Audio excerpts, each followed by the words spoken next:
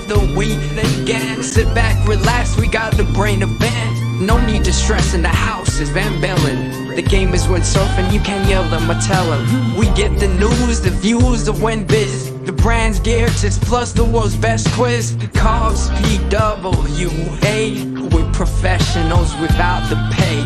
There's nothing in pole dancing that we won't chat. From tandem boards or a windsurfing cat. It's your what's out shot for a laugh and listen. Tune in each week or you'll be doing the missing.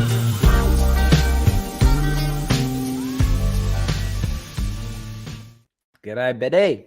All right, how we doing? All good? Yeah, pretty good, yeah, good, mate. I just uploaded my video on YouTube, which you commentated, so that was about a week or two's worth of editing, so I feel relieved. You've just uploaded it now, so it's online. People can watch it. Yeah, just watch it about half an hour ago, something like that, if someone wants a bit of a laugh or some inspiration for a wave slalom event. Okay, so there you go. YouTube channel, Paul Van Bellen. You can check out his new video is on there. Obviously, I'm going to run you through what's going on the podcast this week because we've got a special guest. Yes, we have. It's one of the special guests we were going to bring in a while ago. And then we had another special guest, but he's coming in next week now. And we will introduce him in a minute. We also bringing back the quiz. Yay! We are bringing back the quiz. And the quiz this week's special. We have got 3 of you guys out there that entered the Simmer Style web shop competition. Obviously, Simmer Style, brought out their new web shop the other week. I did a Windsurfing.TV competition. You had to put it in the comments. Members on YouTube, then Instagram and Facebook with anyone who wanted to do it. And I draw a winner from each. We've got 3. We've got 3 prizes, so everyone in this quiz will be a winner. Oh, yes. But someone will win a brand new sail of their choice. Someone will win €200 and someone will win €100. They are coming in at about 11 o'clock. So we've got about 55 minutes of this podcast before the quiz, you lucky people. A full interactive podcast today, isn't it? Yes, it is. So we're going to be discussing everything and anything. We've got the Chile IWT PWA World Cup coming up. There was talk of me going over there. I still had talk of it, but I think in the end, I'm not going to go. That's basically it. Okay. Yeah, okay. Marc Pare, apparently special guest, says windy. Are they right? Are they right? Windy. Are they right? Shall we bring them in? Let's bring in the special guest. Hey. Hello, everyone. Windy. For people who don't know, this is obviously Marc Pare. Now, Marc Pare has got a very, very busy schedule at the moment, so we were lucky to get him. Just tell us, what your day consists of.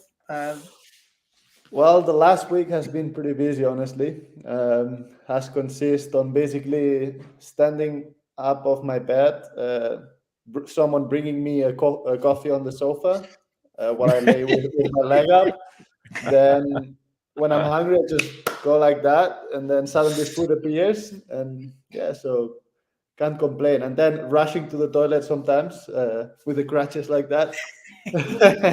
So I just got to say, for people who don't know, obviously Marc Pare, one of the best wave sailors in the world, has just sustained a pretty nasty injury. We covered it last week on the podcast. For people who didn't tune into that, we are going to go into a bit of that today. We're going to talk about what's happening in wave sailing at the moment and all that stuff. Any questions for Marc, hit us up in the chat. He's obviously newly signed to Simmer Style, back from when he was on Simmer Style. He sort of grew up on Simmer Style, then moved over to Duotone Fanatic, then Duotone, obviously, and then he's back in the Simmer family. So obviously, for people who know, I'm sponsored by Simmer, so it's cool to have Marc back. We get on pretty good. He's all right. He's a nice chap. So it's good to have him back. So any questions from Marc, like I said, let us know. Let's just talk. Okay, go on. Paul Van Bellen. I got a question. When you go from one brand to another, Marc, does it take much adjusting to your sailing, or? I mean, honestly, yeah, but I have to say it was harder for me. Like when I went from Simmer to Duotone Fanatic back then, to now jumping from Duotone to Simmer, it just felt way more natural. So yeah, I mean, of course, like when you jump the first time, because I have been for like over 4 years now riding. I was riding with their staff, but so like the first time you're like, oh, that feels different. But then straight away, after a little bit, you just get used to it, and it just feels like you never left pretty much. So that's cool. For people who don't maybe understand that, because it's interesting. Again, when we do like the Send It Academy, and you're speaking to guys that are pushing their wave sailing, trying to come up, and there's different levels. And when you reach, I think, a certain level in windsurfing, you're definitely feeling more. You're very sensitive, and I would say you are very sensitive. No, but when you're at a lower level, your sensitivity is maybe not there as the top guys. So some things you will feel, they might not feel. But just maybe talk us through some of the feelings that you look for that are different. What changes? I don't know. Is there anything interesting in that conversation? I think it's quite interesting. Yeah, no, definitely it's an interesting question. What I realized, and it's a good point that you bring up, what I realized when we do clinics and stuff, or when you talk to people that they, most of the times they might feel uncomfortable for a certain reason, or they don't feel as comfortable as they should because the gear is not trimmed right, or, because whatever board they are using, it's not exactly fitting them. They just don't know why, And I think that's the whole point, and that's the difference maybe, because I do that every day of my life. It's my work, it's my, the windsurfing kit is my tool. So I know exactly, what's going on, when something's not going right, I'm like, oh, maybe it's that, or it's maybe I need like slightly more downhole, or maybe I need to change this, I need to change that, So it's interesting because at the end of the day, I think everyone feels it. It's just a matter if they can translate it into words, or they can tell exactly what it is, But I think it's more everyone feels something, or maybe they are just sailing normal, and and they don't feel as comfortable as they should, and then you change it for them because that might be the issue, and then suddenly you're like, oh, that works so much better, So people do feel stuff, it's just a matter if they can put it into words or not. I find it interesting because I'm not comparing windsurfing with golf, but I'm going to just give you an analogy. It's like, I'm not a very good golfer. I'm all right, but if I got fit, like I would go to a fitting in golf. If you wanted to get some new clubs, you got all the money in the world, you go, they analyze your swing and they give you the right setups for exactly how your style is, how you're coming round, or whatever it might be. I think, there's something in that for windsurfing. Like you say, there's people go, yeah, something don't feel right, but they don't know how to fix that feeling.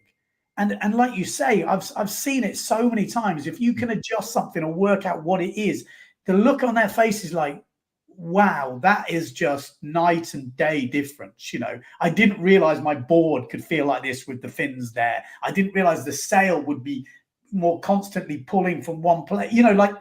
Some people have too much outhaul, too much downhaul, not enough downhaul. And again, when you've been windsurfing a long time, it's quite actually relatively easy to notice certain things, especially if they can give you the feedback of how does it feel?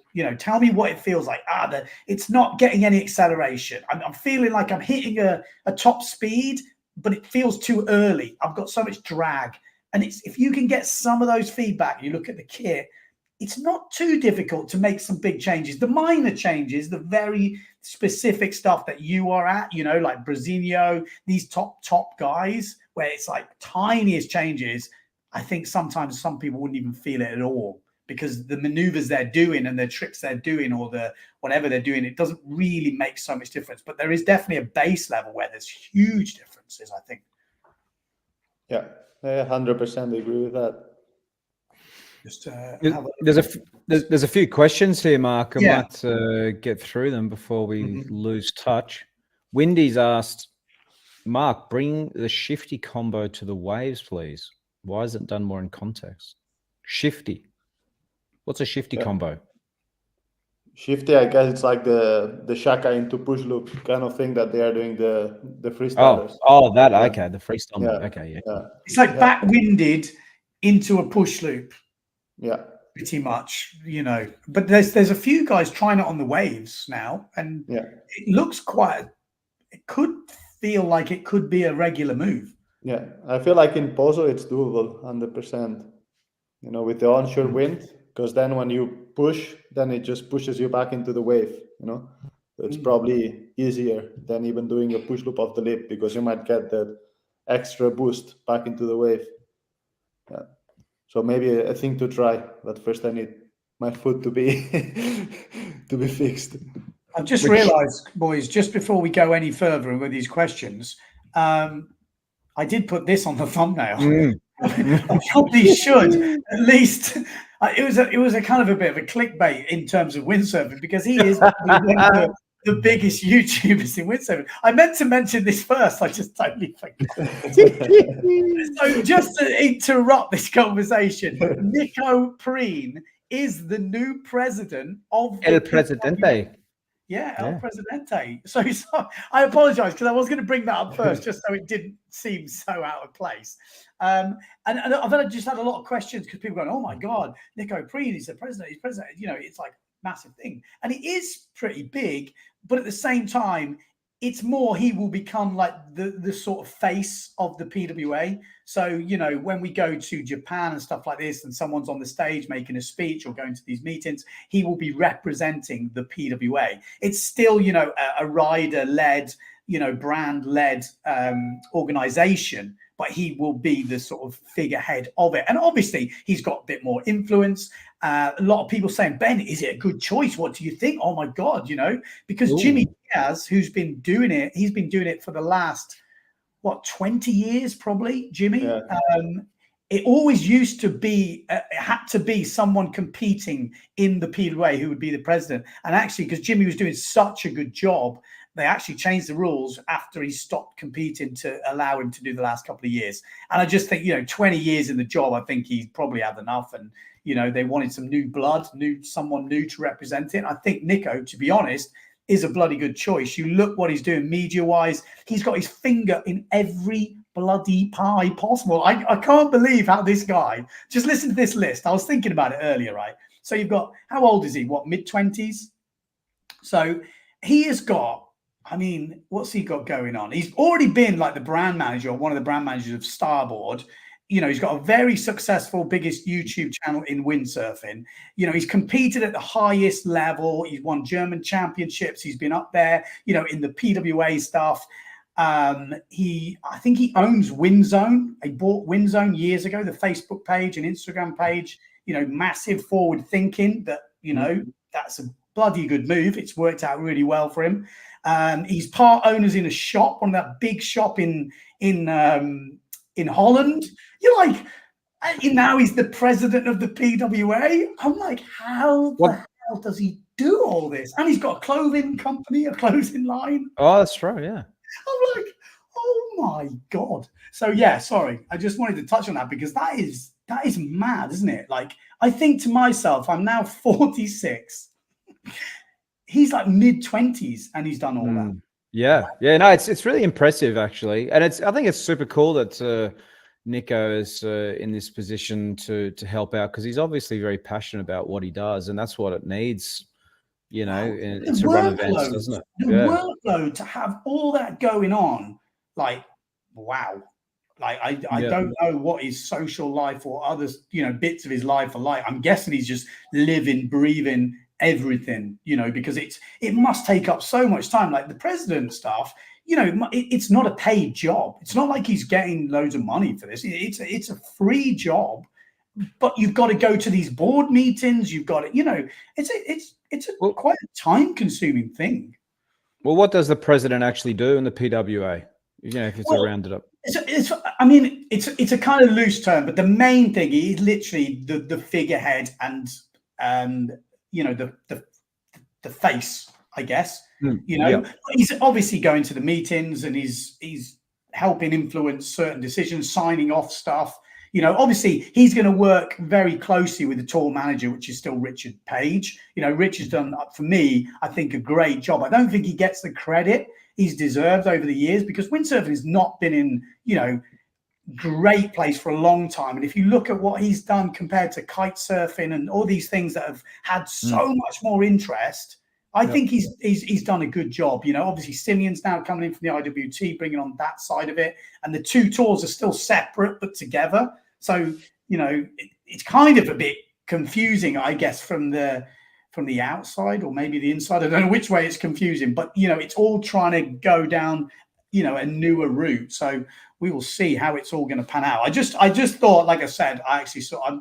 I made this picture last night just because it made me laugh when I saw El Presidente there. But anyway, before we go on though, what about Mark? What do you think as a PWA sailor?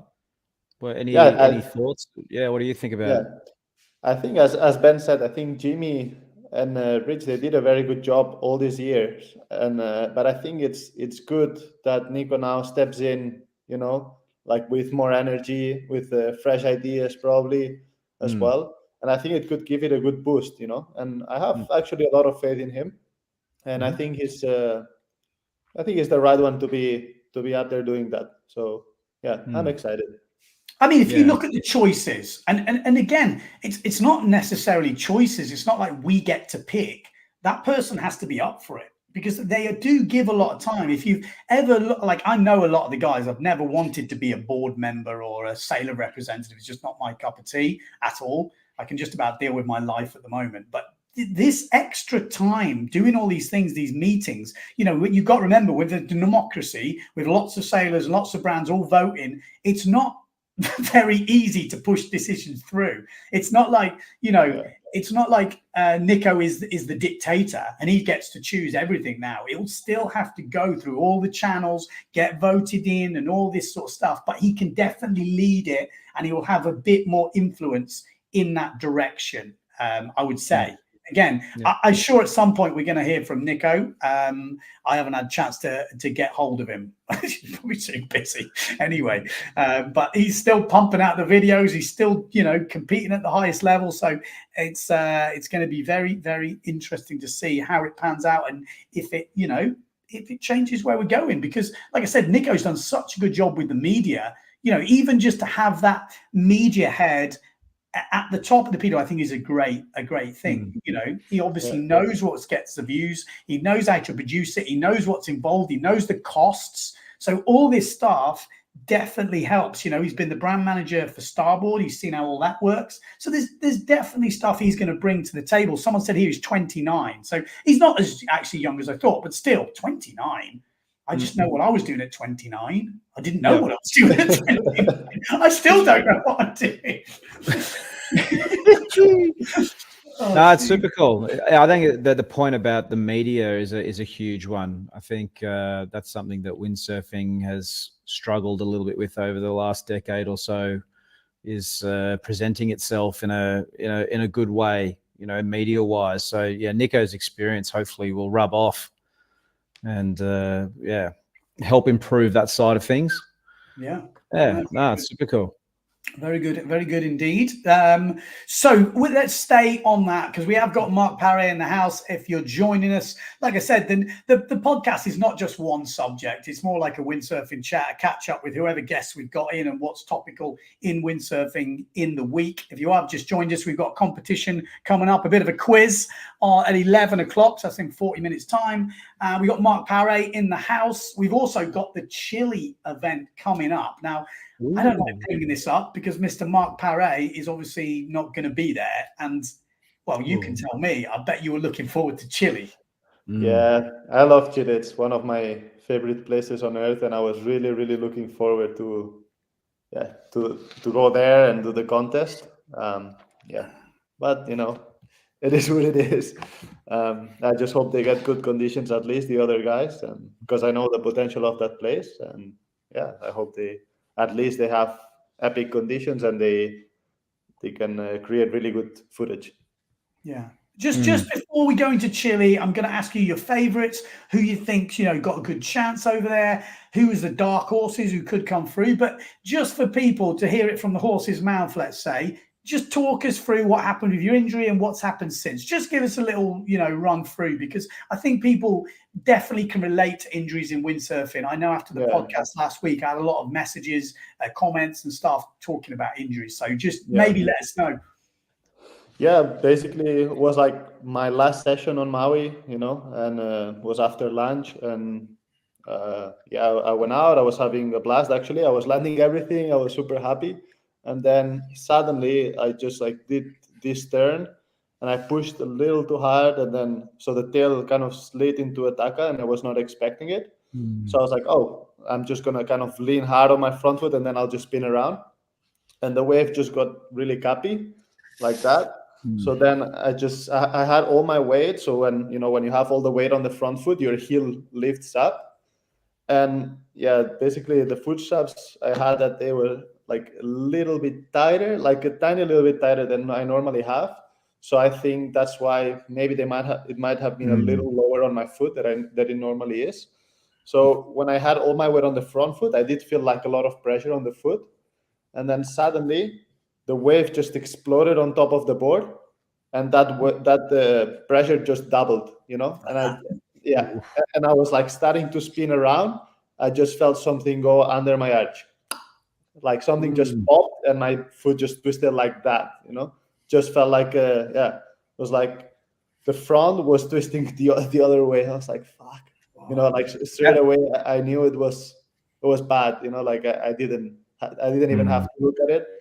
And I lifted up my foot off the water like that, and I could just see like all this swelling already straight away, like around my midfoot. I was like, shit, so I just put my heel on the board. I went in, then a guy helped me, and then the lifeguards came down, and suddenly the pain just got really, really bad. Like it was super painful. And then from there I just went to the hospital, and then I tried to catch my flight because it was super tight. That was your last session. It was last session. Yeah. Oh, wow. It was probably one of the last waves I was gonna take, because I was not gonna sail long. Yeah.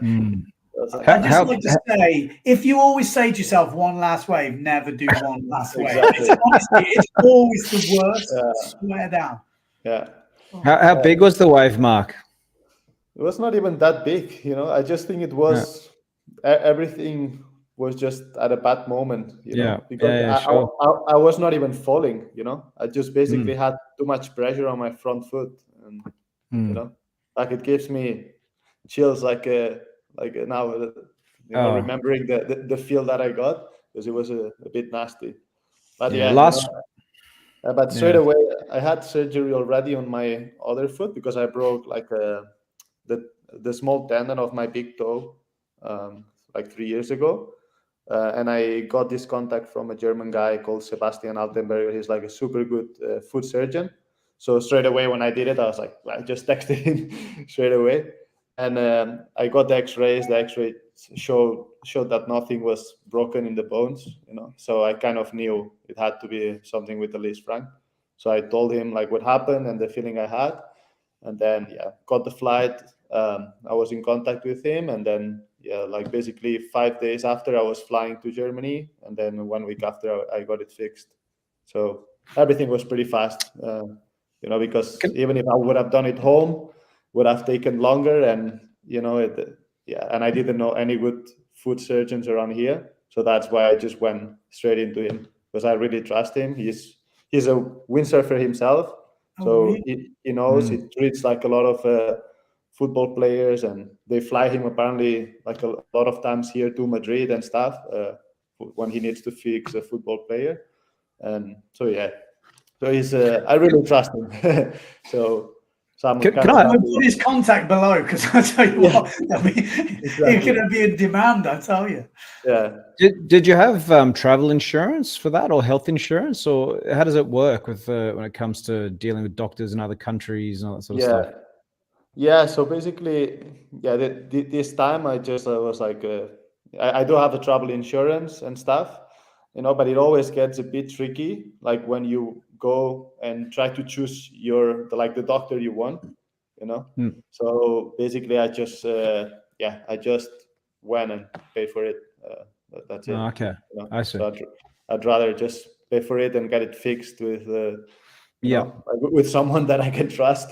So then, because I have a private health insurance here as well in Spain, and I probably could have gotten a good food surgeon too, but yeah, I don't know.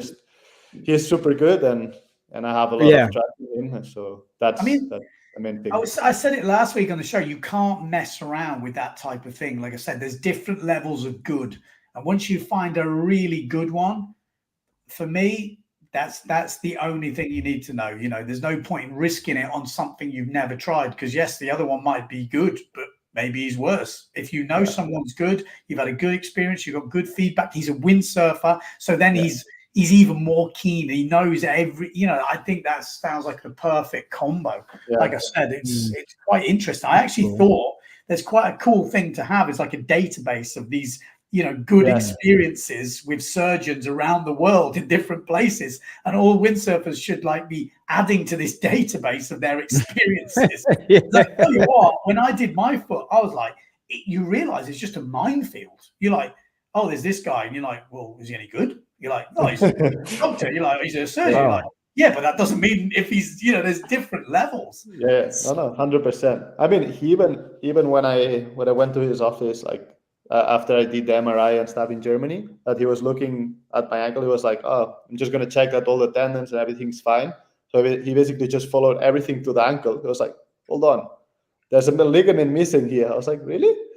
And then, I was remembering, I was like, oh shit, you had that really nasty ankle injury, like in 2020. Like the foot strap exploded when I landed like a flat double. And then my whole leg went through it, and I thought my freaking ankle was like in a million pieces, and it did take me a long time to come back from that one.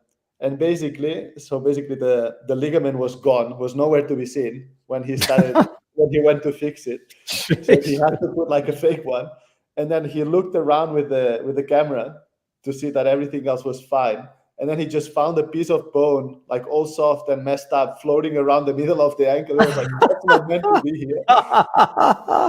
And that was from the same injury as well. So he basically just took that out and cleaned it up. He was like, because every time it was moving, the ankle, like the piece was moving inside, and he said that over time it would have damaged the cartilage. So that's why he took it out. So, I need him to do that. I'd love him to go in and have a look around my friggin' ankles, because back when I was learning freestyle, I had some horrendous stuff. You could walk for weeks, and I'm just carrying on sailing, and I can just feel stuff in my ankles. I just know they're there. Oh God! Oh man, that's classic. Bob's asking a question here, Marc. How long will rehab take? Well, that's a good question. And it's hard to say precisely. I mean, the rehab with these injuries takes a long time, as Ben knows already. And I think even when you can start doing your activity again, the pain is still there for like a year at least. So, I mean, it happened with my toe as well. Like after a year, it was gone. Suddenly everything was fine. But yeah, I think it takes a long time. Yeah, but it's just a matter of how early I can start to push it, because I don't want to do it too early, because the problem is I didn't only affect like my whole midfoot is dislocated. So basically the third and fourth tarsal metatarsal joints dislocated and broke as well. So the main one is fixed, but the rest, now that they are aligned, should heal by themselves. So that's like a little bit of the tricky bit that might push me back a little bit more. The ankle, I think it's fine. Like it won't take any longer than the other stuff, but I think that's like the main concern, and that's the reason why I cannot put any weight on my foot as well for 6 weeks. It's just because of that, But he fixed another winger, and man, he was back winging in record time with the same. Well, not the same, but like with the least fang injury.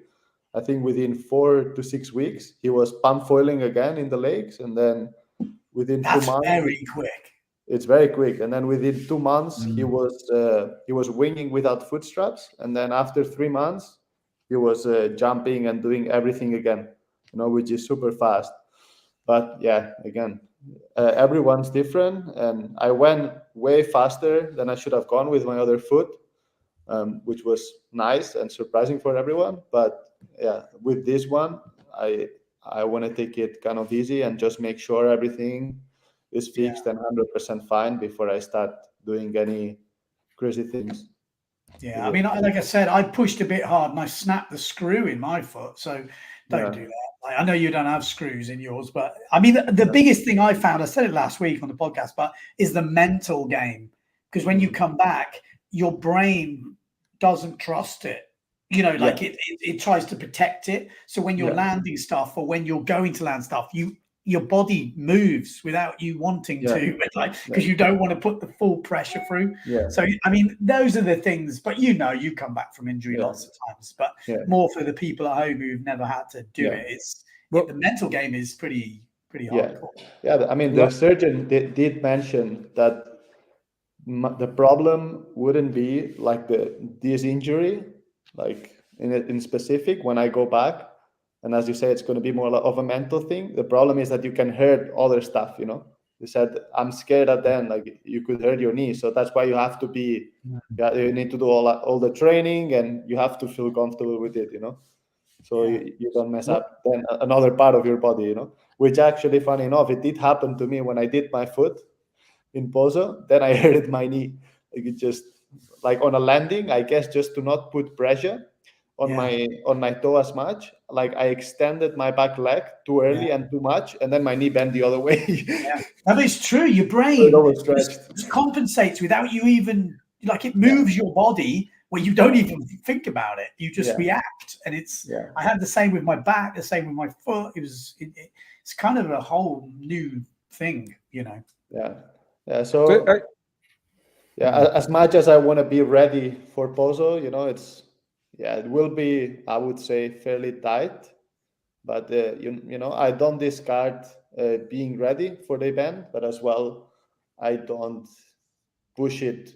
I don't want to push it if it's not ready, you know, because I'd rather be good for the rest of my life than not have like an unstable and wonky foot, or like injure something else, or injure my foot again and then be out for another 8 months, you know, which I know it happened to Robbie Swift. You know, he went too early, then he snapped the whole thing, and then that's the worst. It was like 7 months again after that, you know. So wow. Yeah. Okay, so let me just put this comment on. Got a comment from Dimitri saying, as a trauma surgeon myself and having watched the video of your operation, I can tell you have state-of-the-art modern surgery. Excellent job. You should recover as well as possible. So that's awesome. It's definitely good to know, isn't it? Yeah. You don't want to come on going, I've watched the video. Oh my God. That video was good. It was amazing, isn't it? I mean, modern medicine, it's incredible. It's incredible what they can do. Yeah. Okay. I mean, the guy, he's a beast, you know. Yeah, so cool. I think we've got to talk about the tour. Obviously, I know it's going to be painful you talking about these sort of things, but obviously been to Japan already. We've had Japan. How would you rate your performance? Who stood out over there? What did you notice? Anything interesting? Because you've got the inside kind of scoop. Japan, the conditions were quite tricky that we got. Unfortunately, we didn't get like the classic Omazaki firing, strong wind conditions. So it was more like pretty onshore, really, really light, and a lot of current, big lumps. So it was far from perfect, but it was okay. It was hard to make a difference in each heat, and there was a bit more luck involved than other times, I would say. But I would say Brau sailed pretty good as well. Victor sailed really well. Ben in the final, he sailed really good too. Morgan as well. You know, these guys were all sailing good. And from my side, I had my first heat was not good at all. I was not so happy, but I felt my last heat was pretty good. But you know, as but you ended up fifth, is that right? I ended up in fifth place. You know, but I was a little upset with my last heat because I thought I made it through that one, and a lot of my friends told me as well. Well, friends and people on the video were like, "Oh, I think you made it." you know. But then in the It's end, it also wasn't. worse. So I was like, you know, so I was quite upset, you know, especially when you feel like, yeah, your sailing was up there, but whatever, you know. I thought, in the end, you know, I synced it through, and I was like, fifth place is not a bad start of the year, and I can build from that. Yeah. But yeah, then things got a little bit more complicated now. So yes, obviously. So you're going to miss Chile. Chile's coming up. Yeah. You've been to Chile a few times now, have you, or once? Yeah, quite a few times. Yeah. Since I've been going since 2018, I think it was. Yeah, 2018. And yeah, I love this place. It's so sick. And how do you rate it? How do you rate this in a wave sailing kind of, like all the places in the world? Where does it rate? Where on your scale? Like if you had to go somewhere for a month, or 2 weeks on a forecast, you know it's going to be good. You know, you could go to Maui, you could go to Fiji, you could go to wherever, you could go anywhere. Where does that rate? Where about on the list? Is it right up there at the top? It's right. I think it's right up there with Mauritius, I would say. Okay. Yeah, 100%. I really, really like it. And for me, it's not only that much about the sailing too, because it's just that you can always do something. There's always waves. You go there with a group of friends, you know. In my case as well, I have like local friends there, and they always, you know, make me feel like home, which that's awesome, you know. So you can always like have a barbecue after a long day of sailing, have a beer together at the Surat Hotel, which is right in front of the spot in Matanzas. And so yeah, you know, it's like the whole atmosphere, you know. It's not only the sailing, which for me it's like 10 out of 10. When the banks are good, it's like insane. And yeah, but it's just the whole trip that makes it special for me, you know. Everyone's different. I know, for example, Marino didn't enjoy it so much. He didn't like it that much. But for me, it's hands down my favorite place, or if not, you know, one of my favorite ones. Yeah, no, it looks cool. I mean, I've seen some videos. I've never been personally, but it looks good. Obviously, the competition happened last year. It wasn't a 5-star event, so it didn't really count towards the tour in a meaningful way. Yeah. But Philip Costa won that event. I heard a few things saying was he doing more tricks, I think, in the end. Like, you know, like certain competitions kind of go one way or the other, and it felt like they were definitely marking tricks high. Who are your takes? And can we get jumping as well in Chile, or is it more going to be down the line? I mean, you can get jumping, but it's at a completely different spot, and I doubt that they are going to go there, you know. Okay, so it will be just wave riding, you know, port tack in terms of going out, so starboard tack riding, but port tack sailing. Who's your top three? Give us a podium. Top three. Yeah. I think, I don't know. Actually, it's it's difficult. Don't get me wrong. We get into this problem every week. It's like we're one of 20 people, but if we have to sit there and go, well, someone, you know, we have to. Yeah, I mean, for example, there's Camille. He always does good in those kind of conditions. You're right. It doesn't matter where it is, but he always manages to be in the finals. So I would definitely count him in. But again, you never know. Yeah. Don't worry. It's fine. You know, Brau, it depends. You know, he sails amazing on both tacks. You know, he's insane. So I guess he could be up there too. Philip as well. Baptiste, I guess he could be up there too. Julian, he was in the podium last year too. Yeah. I know that there's a lot of names, you know. And will local knowledge, or not local knowledge, will, you know, familiarity work out? Because we know Victor's got a house in Chile. You know, is the wave specific? You know, is it a specific wave, or can you kind of rock up and get into it pretty quickly? You know, because, you know, Hookkeeper, I've never seen anyone turn up couple of days before, never sailed there before, and then smash out a good result. It just doesn't happen. No. But is Chile a place like that? Matanzas, I would say it's a little more tricky in a way to sail than Topocalma. Topocalma is just more perfect, long, clean. And they're the two options to sail. There's Yeah. two options. Okay. Yeah, like the two main options. Yeah, and so Matanzas has like a little bit of its own rhythm. So you kind of, in a way, need to be a little, familiar with it, and know like each section where it does. It's not the easiest place to sail, but I like when you get into the rhythm, it's a pretty cool wave, Yeah. So I feel like, for example, locals that know it, and I think they could have an advantage. And there's some really, really good sailors in Chile. So I think they could be causing some damage, Maybe, that would be cool though, wouldn't it? I mean, to see yeah. some local rippers, Yeah. light it up a little bit. Because I did remember listening to a few people last year, and it did seem like that. Like I could just hear the way they were saying, I couldn't get in the rhythm, or I missed out and I was out of sync, and it was they just couldn't even get waves. Like everyone else was on the right waves, and they were like, I was just out of sync.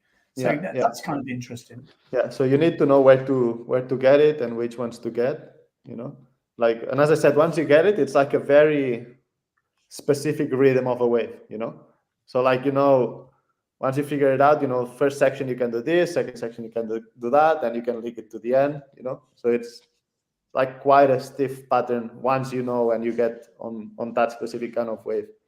But you need to know it a little bit, or as well, that it happens as well. So, like certain people connect with certain spots fast, like they have never sailed it before, and then suddenly they show up, and then they just feel in sync straight away, and this could happen too.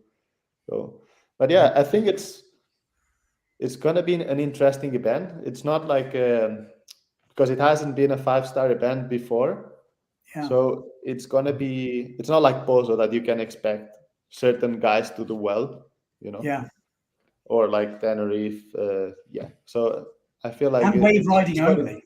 And wave riding only, which is going to be quite interesting, So I'm actually excited to see what happens, even though I cannot be there. I'm excited to see, like who does good, who doesn't. So So for this year, Marc, because of your injury, what's the prognosis for your world title aspirations? Is it still a possibility for you, or have you written off this year now because of it? Or... No, I haven't written it off yet, honestly, because as I said, everything, it's so early into the recovery process.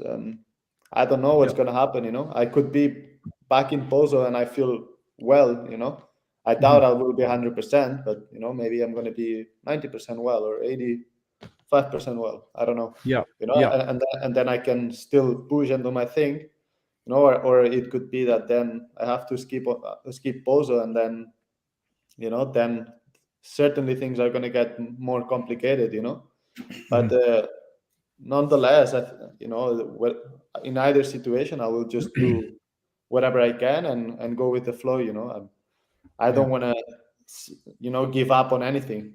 That's the last thing I want to do. I just know the more events I skip, the harder it's going to be for me. Especially these 2 events being 2 really important events for my ranking, because there were 2 events that I could have done well on. But it is what it is. That's what life threw at me, and I just have to deal with it. And I'll just go with the flow. And if then Tenerife happens, then I'll go all in for Tenerife. If I miss out on Pozo, if Tenerife doesn't happen, then I'll just have to go and try to, do really well in Fiji and try to win Silt. That's all I can do. And then. I mean, there's still joy in doing well and winning a competition or podium just in a single competition. The Wave World title is obviously the ultimate goal, but still those individual event wins, and especially if your ranking then changes and you have to come through a different seeding, and it makes it super exciting, really. So I think that's still cool goals, and there's quite a few competitions this year, unlike a lot of the years. It's kind of annoying probably for you that Chile's happening, because usually it wouldn't usually happen. So sometimes that's just how it is. But definitely for us, it's going to be an exciting one to watch. And as I said last week, we don't, a lot of people train in the winter, port tack down the line, but we rarely have competitions where that is the conditions, like weirdly. Whenever we get down the line, it's usually starboard tack, Maui or somewhere like this. Whereas actually port tack down the line, and that's why at a 4-star event last year, there was quite a lot of people that went, even though the points weren't necessarily worth going for.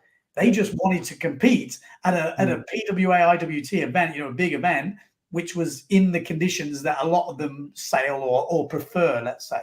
So I think it's going to be a super exciting event, because obviously last year 4-star, not everyone turned up.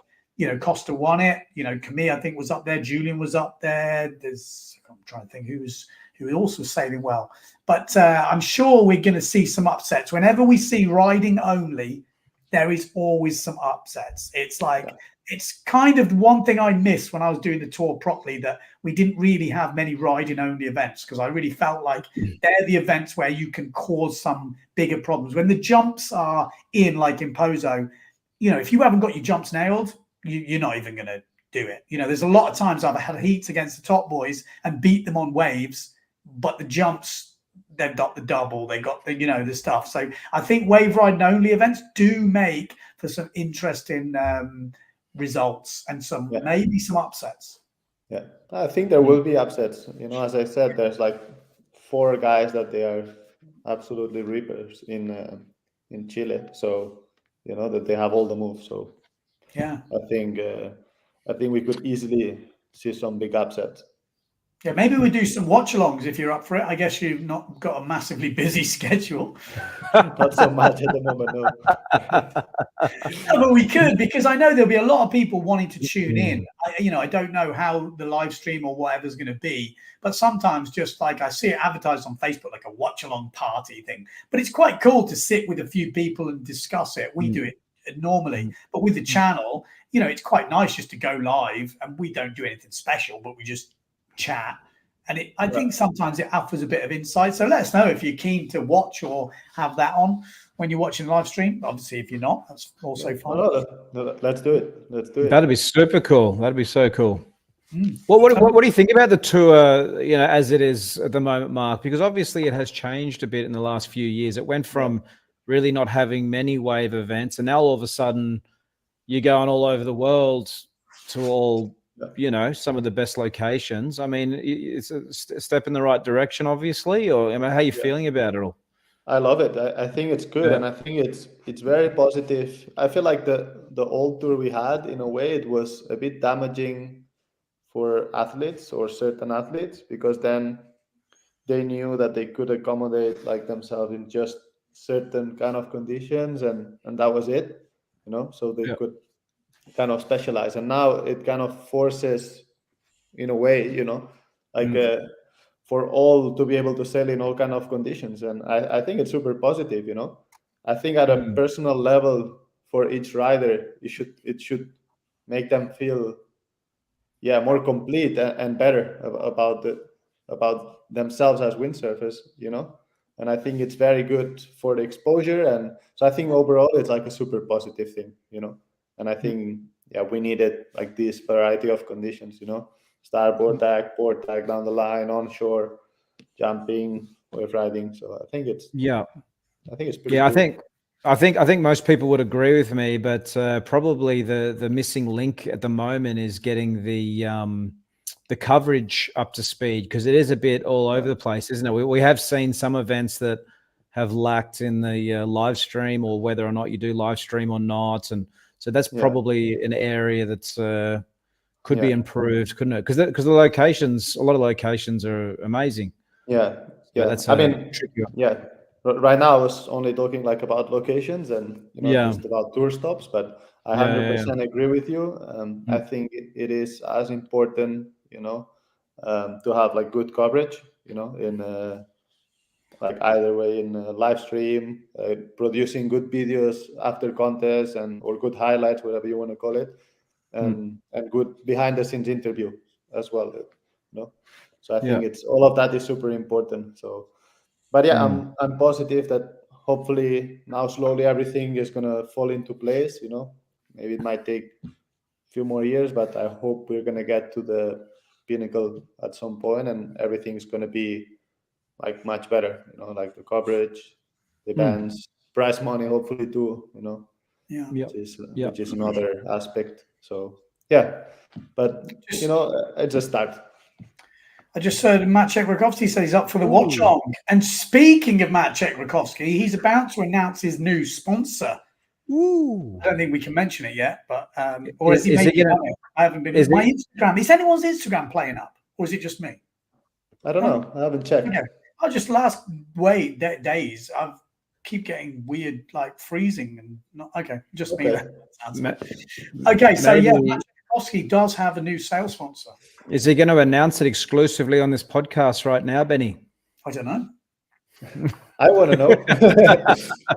I do know, and I actually guessed it. And then he told me it wasn't them, and then I was like, "Oh, I couldn't work out who it was." But now it is the one I thought it was, which would surprise few people, which is quite an interesting one. So anyway, I also saw his post about Challenger Sales, which was not obviously a very good post. That was. So I don't know if we should talk about that, but we should stay on positive things because Marc Pare does have a new sponsor, obviously back in the Simmer Style family. Yeah. My surrogate son, even though it feels weird. I said to him years ago, I was walking, I can't remember where we were, in Denmark, walking through, and we were chatting and whatever. I was like, you know what? You could be my son. This is so weird. Like, I'm at the age where if I'd have had a kid young enough, you would be at that age, which is just mad to even contemplate that scenario of having a son that old. Anyway, he's older than me in the head anyway. I'm way more immature. You guys do look kind of similar, so maybe there is a relation there, you know. Yeah. But no, back on Simmer Style, just so people know, we've got a competition coming up where we're going to give away a Simmer Sail at 11 o'clock. We got 3 winners are going to be coming in the studio. We're going to bring them in. We're going to ask them some questions. The one with the most questions right will win the sale. The one with the second most questions right will win €200 to spend in the Simmer Style web shop, and the third right will get €100. So everyone will win, just someone will win more. That's good. Yes, so it'll be interesting to talk to them. I can see one of them's already here, but we'll wait for all 3 to come in, and then we'll bring them on the stream. So yeah, back on Simmer Style. Marky, happy? I'm very happy, honestly. You know,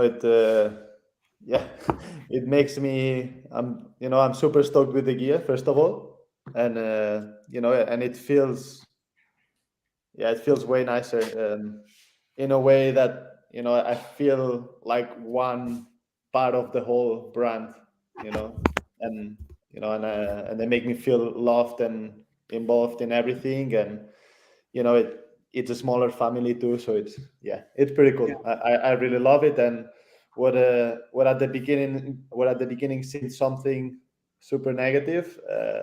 Now it turned out, that it was a blessing, They do say that, though. They do say that, when one door closes, another one opens. And I say that to a lot of people because I'm obviously old now, so I've got a bit of experience with these sort of things. And sometimes the worst moments where everything is going to shit and you think, oh my God, it's like shares. When they're right at the bottom, it's usually the best point because the next bit, it goes up. You know what I mean? Like at some point that like life is like waves, excuse the cliche and the thing, but it really is. If you're down, you're coming up at some point. You just got to keep rolling because life will happen. No matter what happens, don't just sit there and let it all just happen around you. Just get out because we all get ups and downs all the way through. But And same with injury, it really is the same. Like sometimes injuries as a way to calm you down a bit, like slow you down. Like, hey, easy. And I think that's probably it as well, because I was super excited, and I wanted to do really well now, especially back on Simmer and stuff. It was like an extra boost. So I was pushing pretty hard, and I think it was probably, as you say, something to calm me down a little bit. And because I did have like throughout my last week on Maui when I was there, I did have some nasty crashes. So Yeah. I guess it happened in the least expected moment. Which is always does, but always does. Like, but scary, man, scary. But the more time goes by, and the more I experience things, this might sound like a little weird, but I do believe that things happen for a reason. So if now I'm getting this injury, it might be for something, and I think it's cool in a way because it gives me time as well, to focus on my body, which probably I've been so focused on sailing that sometimes I left it a little too much on the side, so it gives me like this time to say, okay, I'm only going to focus on my body now. And at the same time, it gives Simmer and me like time to work on stuff together that if I was like all over the place, like I'm always traveling and doing stuff, we couldn't do, so in a way it's cool, and I can go to Sweden, I can be with them, we can work on a ton of stuff, which will translate at the end of the day in an improvement of products and the brand, So I think it's super positive overall. So maybe it was meant to happen like that, So maybe that thing he found with your ankle and that bit of bone would have really messed you up in a few years, and that's ended up. You never know. That's it. I'm just looking at the comments. Someone said, I see Miguel has announced a new board sponsor. He was on North Sales. So who's his new board sponsor? Flickr. Flickr, okay. Yeah. They're signing up a few people, Flickr. Yeah. Should we bring Roman in? Because he's waiting. He's our first competition winner. Well, one of them. Roman. Let's bring him in. Bring him in. I don't know how many people we can get in this chat. We're about to find out. Where's Roman from? Hello. Hi there. Well, I'm from Switzerland. Hello there. Hi, Roman. Hello, everybody. Nice to see you. Swiss accent? Well, what can I say? Shouldn't sound too Swiss. I am Swiss, yeah. Okay. Usually Swiss people sound a certain way. You don't sound like Bols Muller, but maybe that's just my only my only reference. Karen Yagi, Bols Muller. But have you done your homework? Well, I'm rather on the lazy side, to be honest. Okay, so you're just going with the gut feeling of what will be, will be. Exactly. Okay, I like it. I like your style. So we're just waiting for the two other competition winners to come in. And I've done, well, actually, I was speaking to Simmer last night, and they actually wrote me down some questions. So we do have some questions from them. We'll see how it's going. I might add a couple more in. They're going to be very simple, like an A or a B answer. Do you have a pen and paper? If you don't, I'll work out some hand signals. Oh, you do have a pen. Right. Okay. Right. Yeah, you have done your homework a little bit. He's prepared. So maybe on that piece of paper, maybe if you've got a piece of paper, write A on one, rip it in half, and B on the other, and then you just hold up A or B at the same time as the other guy once we do this quiz. It's going to be really complicated. Well, I hope the other guys turn up. That's what I'm worried about. But we'll see. You never know with this live business. Roman will win it all. Yeah, so how long I wouldn't mind. Roman? Well, honestly, first time was back in the 80s. Okay. But as you all know, as a young bloke, you don't have transportation to the spots. You don't have the money. So there was just the basic course in, I think, was 89 or so in Austria somewhere. And a few years ago, when I went to New Zealand to visit my relatives down there, I got into windsurfing somehow. My cousin took me out there, and I decided to pick up again. But I'm still on a very basic, level, to be honest. I'm still struggling. Yeah, but that's cool. So obviously you windsurf on the lakes over in Switzerland. Yeah, like Lake Constance is 40 minutes away from me, and we normally, best conditions are when we have westerly winds. Okay. And like last weekend or next weekend, looks good. Okay. Yeah. Good to hear it. There's some big old lakes over there. They're like the bloody sea. I mean, I grew up on a small lake, but I'm sure the lakes over there are massive. No, it's fine. I mean, it's not the sea; it's lakes, but still, I mean, it's better than nothing, is it? Yeah, for sure. Is there something you're trying to learn at the moment, Roman, with your windsurfing? Well, I'm struggling to glide through the famous jibe. See, I'd say 50% of my jibes are okay, but yeah, I just fall in too often. It's as simple as that. Just because I'm sorry. I was going to say on the exit, on the which bit, on the sail flip, where's it going wrong?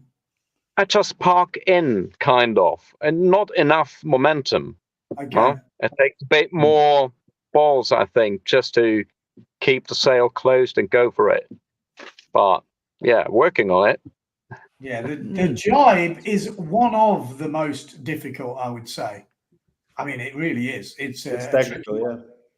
Oh, looks like we've got another competition winner coming in. How we doing, dude? Oh. You can tell the difference between the young kids, you know.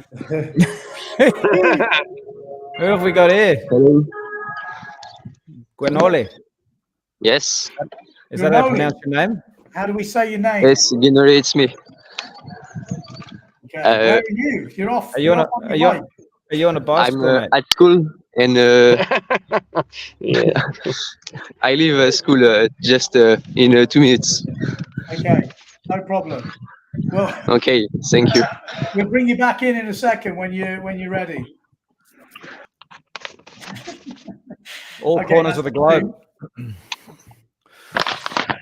We'll bring him in a sec. Is he on a bike? Yeah, he is. For anyone who's listening audio only, we got Gano on his racer, racing home from school. We got Rome in his car. I'm having a feeling our next, what is he going to be on, an aeroplane or a train or something? Oh, classic. So how often do you get out windsurfing, Roman? Well, that really depends rather on the wind conditions, because we're not that lucky over here. Well, best season is actually winter, maybe late autumn when we have, well, westerly winds and maybe some storms. Right now it's quite okay, but in summer when lakes are warm, there isn't too much wind. What we do have are thermal winds in some lakes up in the Alps, like, well, Ben, you know that Silver Plana up there. It can get really good up there, really good. But it's quite a drive for me, about 2.5 hours, but still, yeah, I do that every now and then. Yeah, that's cool. How's the temperature at the moment in Switzerland? Well, let's say air temperature around 10 centigrade and water about 8. Okay. So what? The water's cold. Yeah, well, but this year it has warmed up really early. Normally, you need to wait until I'd say mid-April to crack the 10 degrees. And this year we already had 10 degrees like yesterday, I think, for the first time. So it's relatively warm already. Yeah. Down here in Spain, it's been super warm. I think we hit like 25 or 26 degrees the other day, which is unheard of at this time of the year. Yeah. It's normally like maybe 15 maximum. So everything seems to be warmer at the moment. Yep. Just so you know, I'm not being rude on my phone. I'm trying to get hold of our other winner. We've it looks like Guinole. Is he back, or you know, he's still on his bike? No, he's back. He's back. Should we bring him on? Back. Bring him in. Bring him in. Guinole. Is he out of breath? Where? Hey, Guinole, where are you in the world, mate? I'm outdoor between my school and in foot. Sorry, I'm French and No, I don't speak a lot of English. You're doing well, mate. You're doing good. Well, Okay. I'm going to speak slowly, but hopefully, Peter, I've just messaged him. I think he maybe got the timing wrong, but he said he's available. So hopefully he's going to be clicking in now. Then we can have you three guys. We got to have questions about simmer style, and you have to answer A or B. Okay? It's a multiple choice. So it should be simple. You can almost guess your way to winning if you didn't know the answer, because it really is a 50-50. If we have a tie break, I will come up with a tie-breaking question. So bear with me. We'll wait for Peter to enter the chat because he's still not here yet. Benny, I'm impressed that you've organised so many people on the one podcast, Benny. That's an organised logistical nightmare. Like I said, it's not over yet. We haven't made it to the end, but it's pretty good to get everyone on the podcast. I mean, usually we're struggling for a few people. Granole. Yes. Are you you're a keen windsurfer, Granole? Yes, I practice some windsurf, some IQ foil. Oh, okay, racer. Oh, okay. Whereabouts are you from in France? Can you repeat, please? Where in France are you from? In Brittany. Oh, in Brittany. Ooh, okay. Cool, man. Cool. Nice. That's something that we don't talk about much on here, Ben, is the IQ foil stuff. We should, we should update people about whatever's going on in that world as well. Yeah, no, we sure do, because the Olympics is coming up very, very fast. Interesting to see. Like, UK have got quite a good chance, maybe of a medal, maybe gold. You don't know. Emma Wilson, her mom has already got a gold medal in the windsurfing Olympics. Penny Way is now Penny Wilson, so that's going to be an interesting one. And the men, well, there's a few candidates. French have got good candidates. Have you picked the guy and the girl to go to the Olympics yet in France? Is it decided? Yes, it's Nicolas Goyard and Hélène Smen. Okay, so it has been picked. I wasn't sure because they were late, I think, in picking. I think the UK guys picked quite a while ago. So okay. Come on, Pete. Where are you going? so what's the prizes that they can win again, Ben? You may have mentioned it, but the one who gets the least questions right will get €100 to spend in the Simmer web shop. The one who gets the second most questions right will get €200 to spend in the Simmer website. And then the winner with the most questions right will get a sale of their choice if it's in stock. Whatever is in stock and they can choose, they will be able to choose that. So that's a good prize. It's a pretty good. You can't lose. Like, you're all winners. Like, Granola, you won on Instagram. Is that right? You won. Yes.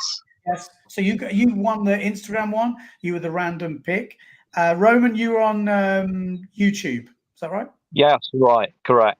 You're a member. You legend. Good lad. He also won a hat.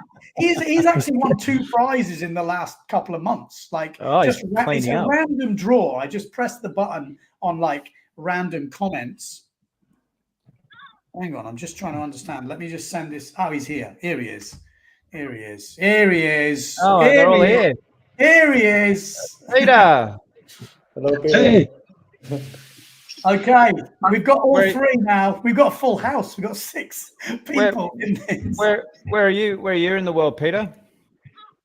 I'm Sweden. Ooh, Swedish. All right, I'm going to put that in. Yeah, man. Are you driving? No, I'm in the passenger seat. So I'm just a passenger. I can see stuff moving. I'm thinking, oh my God, we're going to have a car crash live on the stream. Right. Go and skiing, mate. Oh, we'll get straight into the competition. I've explained the rules. If anyone's still watching, they are by the looks of it. So you're ready for the questions. We've got the quiz coming up. We've got about 10 questions, 8 to 10 questions. I can't remember now. Person with the most right. So you've got to answer A or B? Do you have a pen and paper? If you don't, we'll have to do hand signals. So Ginoli, you don't have A or B, because we could just do a thumbs up or thumbs down. Thumb up is A, thumb down is B, maybe. What's A? Give me A. B. Got pen and paper. You got pen and paper, good. Ginoli, you got pen and paper? Yes, I have a paper. Okay, I so take it. write down A and B, one side or the other, and then you just hold up A or B when I say to hold up the paper. Perfect. Okay. Right, good job, Roman. At least something. Right. This is obviously a very high budget production here. So, Mark, when you're injured, you get to join in with all this fun. That's perfect. That's perfect. That's actually pretty entertaining. Okay, let's get on to the questions. Let me try and work out where they are. Okay. Hold on a second, Benny. I would say, for me as a simmer rider, they're quite simple, but you never know. I haven't played the quiz loop though. Our 13-second little banner. Do you want me to play it? Yeah, go on. Let's go on. It's the Windsurf quiz. The Windsurf quiz. It's the Windsurf quiz. All right. There we go. All right. First question is, where was Simmer Style born? Was it A, in Maui, or was it B, in Germany? Put your answers up. That's a trick question, Benny. We got A. Can't bloody see anything. A. Okay, all gone for A. You are correct. Well done. Woo! Yes, okay, hold on. was born. Wait a second.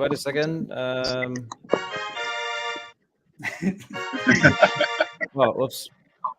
I told you it was going to be easy. I even put question 2 first, so now we go back to question.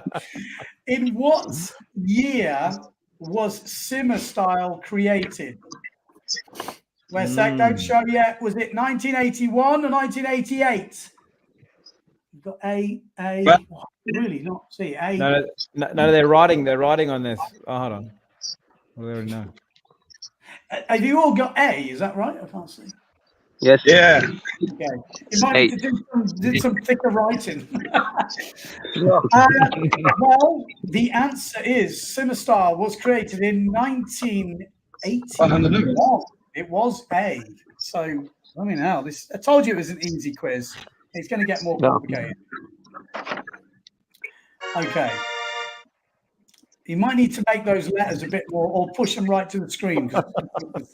And don't put your hands up until I say. Okay. Question number 3. Are you ready? What does more luff curve do to the leech? Ooh. Does it make it more tension or less tension? Luff curve in the sail. Does it make your leech have more tension or less tension? Put your answers against the camera now. Right, maybe you have to tell us which ones you've got. We've got Peter. What have you got?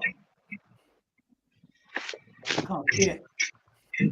A, okay. A, and B. Oh, we've got the first one where someone will be wrong. Okay, so more luff curve. What does it do to the leech?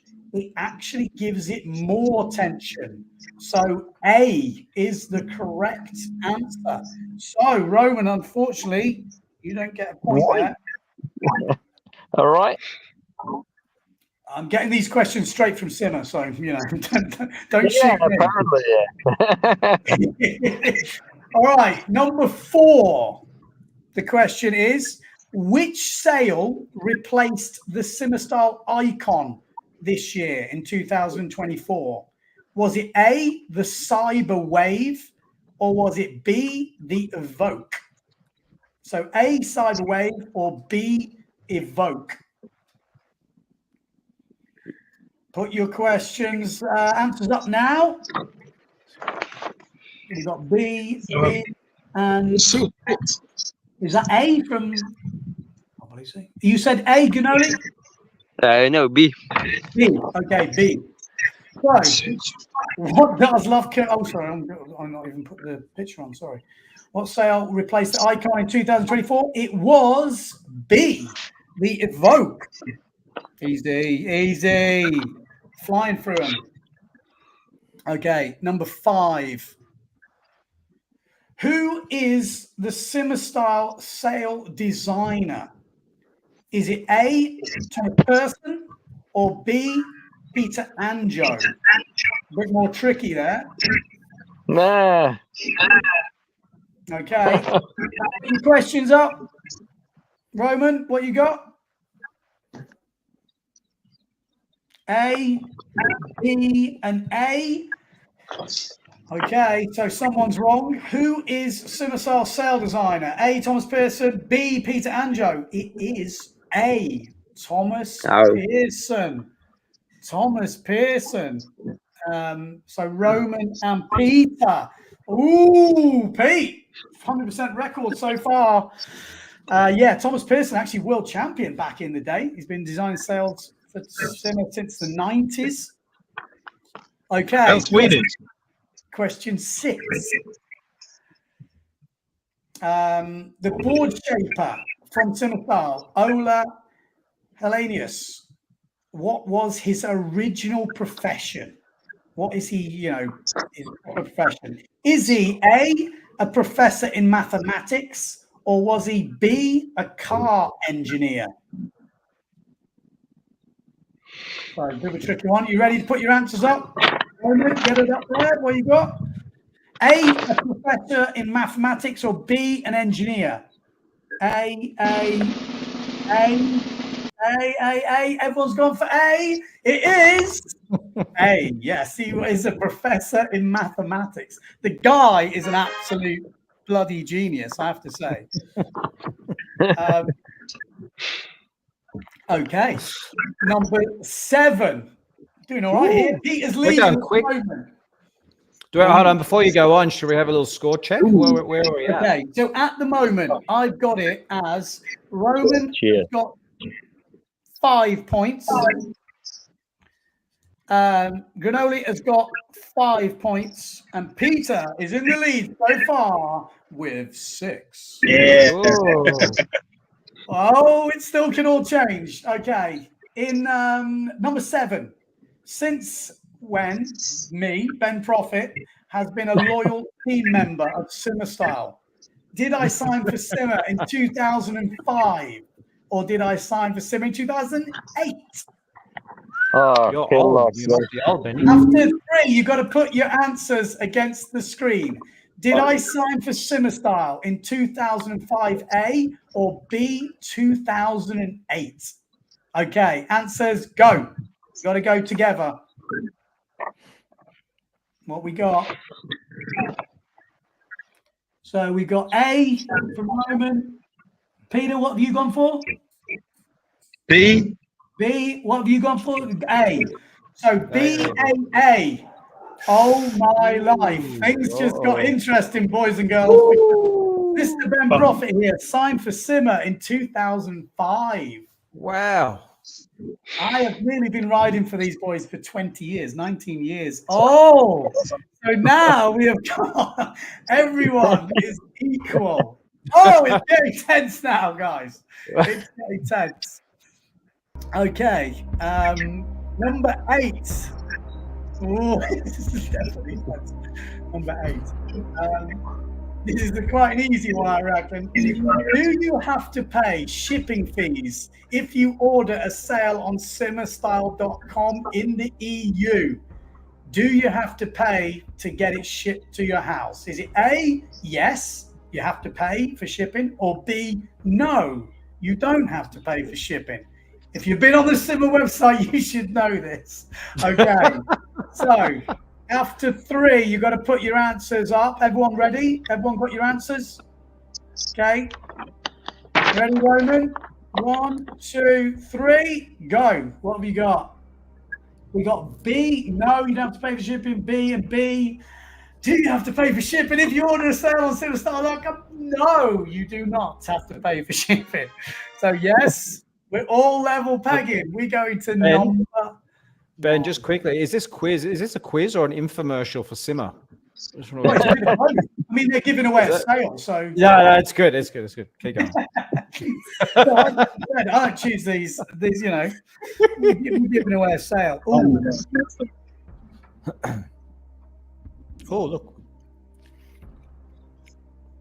Oh, hang on. Have you added a question in here? Oh, I added one of my questions in there. Okay, so maybe we'll put this one next, and then I'll do the other one because the other one is open-ended. Okay. Okay. Oh, God. Okay, well, you can read this one out. Oh, okay, great. Hold on, I've got to get into that area. Okay, everybody. Simmerstyle, as we now know, was born in 1981 in a garage in Haiku, Maui jungle, founded by Malta Simmer and his seamstress partner. Was it A, Cindy Allen, or B, Debbie Baker? Just so you know, I don't know this. This is a tricky one. I thought I'd throw in one. Yeah, no worries. Cheers. Yeah, wonderful. Cheers, Paul. I'll have to split you up somehow. You're all too good. Yeah, okay. This could be the decider, really, because the next question is the tie-break question. So I don't mean to put too much pressure on this question, but if one of you is right here, you will take the sale. Is this the right question to be doing this on? I guess it is. I don't know. It's you need a tough in there. I hope this is right because this is Paul's question. I just made it up. Okay, great. No. Okay, so okay. No, it's direct from the Simmer website, so I assume it's correct. Okay, so perfect. Here we go. Yep. This is a big one. Simmerstar was born in 1981 in a garage in Haiku, Maui jungle, founded by Malta Simmer. His seamstress, the other person who was doing the sewing, was Cindy Allen, A, or B, Debbie Baker. What's your answers? This is a full. We got Roman. What are you going for? What are you going for, Ginoli? You've got an A. A, B, and. Oh, A, B, and what have you got? A, B, and A. Oh, okay. So we do have a bit of a split. This could go either way. I don't know the answer. Paul. The answer is A, Cindy Allen. It is A, Cindy Allen. Wow. Oh, Granoli. Unfortunately, my friend, you still get €100 gift voucher to spend in the Simmer shop. That's a shame. You're the youngest here, but thanks for playing. Thanks for joining. Keep following the channel. Send me a message. I'll put it in the WhatsApp group and I'll send you the voucher. But well done. You are third place in this competition, and we'll have to do a tie break for the other two riders. So well done, dudes. Enjoy school, and I'll message you on the WhatsApp group. Thank you. Okay, thanks, mate. Oh, Paul, do you feel bad? Well, we did have to get rid of one. Did you guys know the answer to that, or was that just a complete guess? I actually thought Debbie Baker for some reason. I would have got it wrong. I don't know where you got Debbie Baker from. Okay, so the next question is a tie-break question. Both of you are equal. This is to decide who gets €200 or who wins the sale. Okay, and the question is,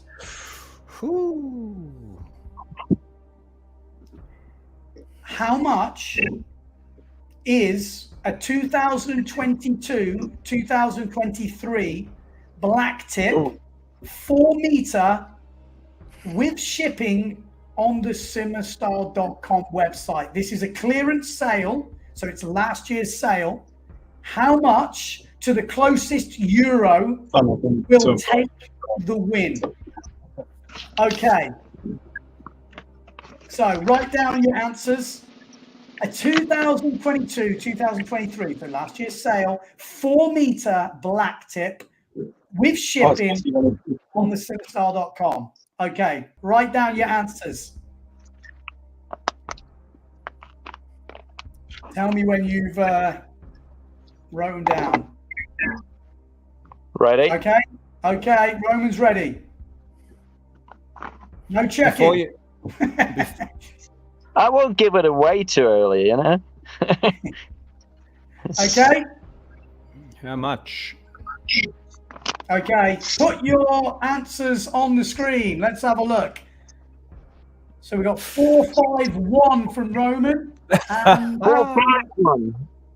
451. 451 euros. 451. And what have you gone for, Pete? 451. I can't see your screen. 6. It's 690. 690. Yes. 690. Okay. I'm going to look it up live. Let's because I should have really done this earlier. I apologize. Okay, let's have a look. Let's click on sales. What is it? We go to offer sales. We go to the black tip. I did say black tip, did I? Yeah. You're right, yeah. Black tip. Yeah, black wheat. 490. 520 euros. So, by my calculations, Roman, isn't You're it? in December. €1. Fucking hell. Yeah. you were so close. Yeah, couldn't get any closer, could he? Oh. How's your maths? But from my reckoning, Roman is just neat. Oh, jag losar. Fan. What's the actual number, Benny? It is 520. 520. Yeah, so that Roman's closest then, all right? 451. Roman's closest. So there we go. That is it. That is it. How is that? Wonderful. That was close. Very, very close. Hello there. Well done, Roman. How do you feel, mate? How do you feel? You just want to sail? Yeah, well, well, it's just brilliant, isn't it? I mean, the chance to win a sale. I mean, all those blokes out there who are not member. There you go. And you know what? I got it for bloody free, more or less. But wonderful. Pete, thanks for playing, mate. Unlucky. I'll put in the group and I'll send you the €200 gift voucher that you can spend on simmerstyle.com. Thanks for playing. Unlucky. Good job. Enjoy your skiing. Are you skiing at the moment, you said? Yeah, thanks. All right, man. Keep up the good work. Cheers, dude. Yeah. Take it easy. All right. See ya, Pete. There we go. And Roman, good job, mate. What sail are you going to pick? Well, I initially thought about the 4.7 black tip, actually. Okay. But I'm not quite sure whether I should go for a 6.5 S-Max. Okay, not a bad choice. That would fit perfectly on my free race board. So, yeah. Sounds like a good choice. I will put you in contact with Simmer and you can organize all that. Basically, you get to choose any sail as long as it's in stock at the moment. So that's wonderful. Right. This is so great. Thanks. Congratulations. That's awesome. Yeah, thank you so much to you blokes and to Simmer Style. Wonderful. Yeah, good job, man. And thanks for being a member. Actually, he won on the YouTube comments, and to do that, you had to be a member. So that's quite fitting, actually. It is. He deserved it. It is worth it. Yeah. Yeah. Good job, man. Penny. Cheers, dude. Cheers, Good to meet you, Roman. Good luck with the planing jobs. Yeah, cheers. Cheers. See ya. Bye-bye. That worked, Benny. I'm amazed. How did we even get through that quiz? Yeah, well, I think I could polish it up a bit, but yeah, the concept kind of worked. I was a bit worried when he turned up on his bike. I felt a bit sorry for him when he went out. You know, he's like the youngest. You think, it would be so good to win a sale, but you know, that's how it goes. Oh, well. It was a tough question he lost to, wasn't it? Yeah, you can't fix it. It just happens the way it happens. So perfect. So you learned something in that quiz too. Now you know who his sidekick was. Remember the answer? Malta Simmers, Cindy Allen. Cindy Allen, yeah, I obviously knew Cindy. that. obviously. Did you know that? All right, did you know that? Of course I did. No, I didn't. Did anybody know that? But no one knew it. Anyway, but we learned. That's the good thing about the quiz. You know, quizzes. You always learn something, don't we? I just learned quite a lot about Simmer in that quiz. Yeah, so there we go. No, that's cool though. Giving away a sale, I think that's a cool prize. And the mad thing is, I'm not trying to shill the old membership here, but he actually joined quite a while ago, but recently won a hat. And he was like super happy. He's like, oh my God, I want a hat, And then when I did the draw the other day, I didn't realize it was him because it comes up with usernames, doesn't come up with the actual name. So he's come up and I said to him, he goes, oh my God, I feel embarrassed. I've only just won a hat. And I was like, have you? I was like, oh, okay, well, it's a lucky dip. And there's not that many people. You know what I mean? It's not like you're in a draw with millions of people. There's a couple of hundred. So I was going to ask you how many members you got. It's a couple of hundred, is it? Well, no, it's probably high hundreds. But in terms of the people who enter the competition, some people support the channel but don't play, every raffle or every comment section stuff. So, the chances if you participate in winning are pretty good. You could argue it's the best bang for buck lottery in the world. Look at it. You've got this podcast. I mean, just so you know, you don't just enter the membership to be part of these competitions. The whole idea is to help support the channel. But these things are just bonuses for, people. When are they going to come? How often are they going to be? Nobody knows. But if you are a brand out there, if you're a brand even watching this, and you want to do a giveaway for the members of Windsurfing.TV, you don't have to pay for that. You just have to give us something of some value that the members would find interesting. You know what I mean? So it's not like an extra thing, but you get quite good advertising from it. So for me, I think it's quite a cool way to give something back to the community that support Windsurfing.TV. And it's a good way for the guys who do it to get a bit of advertising. It's kind of I think it's a cool way of doing it personally. It's awesome. So there we go. Yeah. Well done, Benny. Well done. Thanks, right? Yeah. So quite fitting that Mark's on. That actually just worked out quite nicely because he's back on the old Senna style. What sail would you pick if you could pick one sail? You're allowed one sail only, one board only for the rest of your life. That is all you're allowed ever. That's it. You get the master boom, the sail, but you basically pick your sail and your board. What kit are you picking? Ooh, 4/7 black tip 85 flyway, hands down, every day of the week. How heavy are you, Mark? I'm 82 kilos now. I mean, I haven't weighed myself. I mean, I did the other day one leg. But, how heavy is that leg? It probably weighs nothing right now. Man, it's crazy. I mean, my legs are super skinny anyway, but my left leg is becoming nothing. It's going to just did like that. It's crazy because you don't walk it for 6 weeks. The muscle wastage is ridiculous. My leg went you look in the mirror and you're like, who's this that leg? That doesn't look right. It doesn't even look like it. Your legs are skinny anyway. Yeah, exactly. But I hope at least to keep the quads working. I think the problem is going to be the lower leg. I can feel it. I can see it already. All the calf and stuff. It's going to.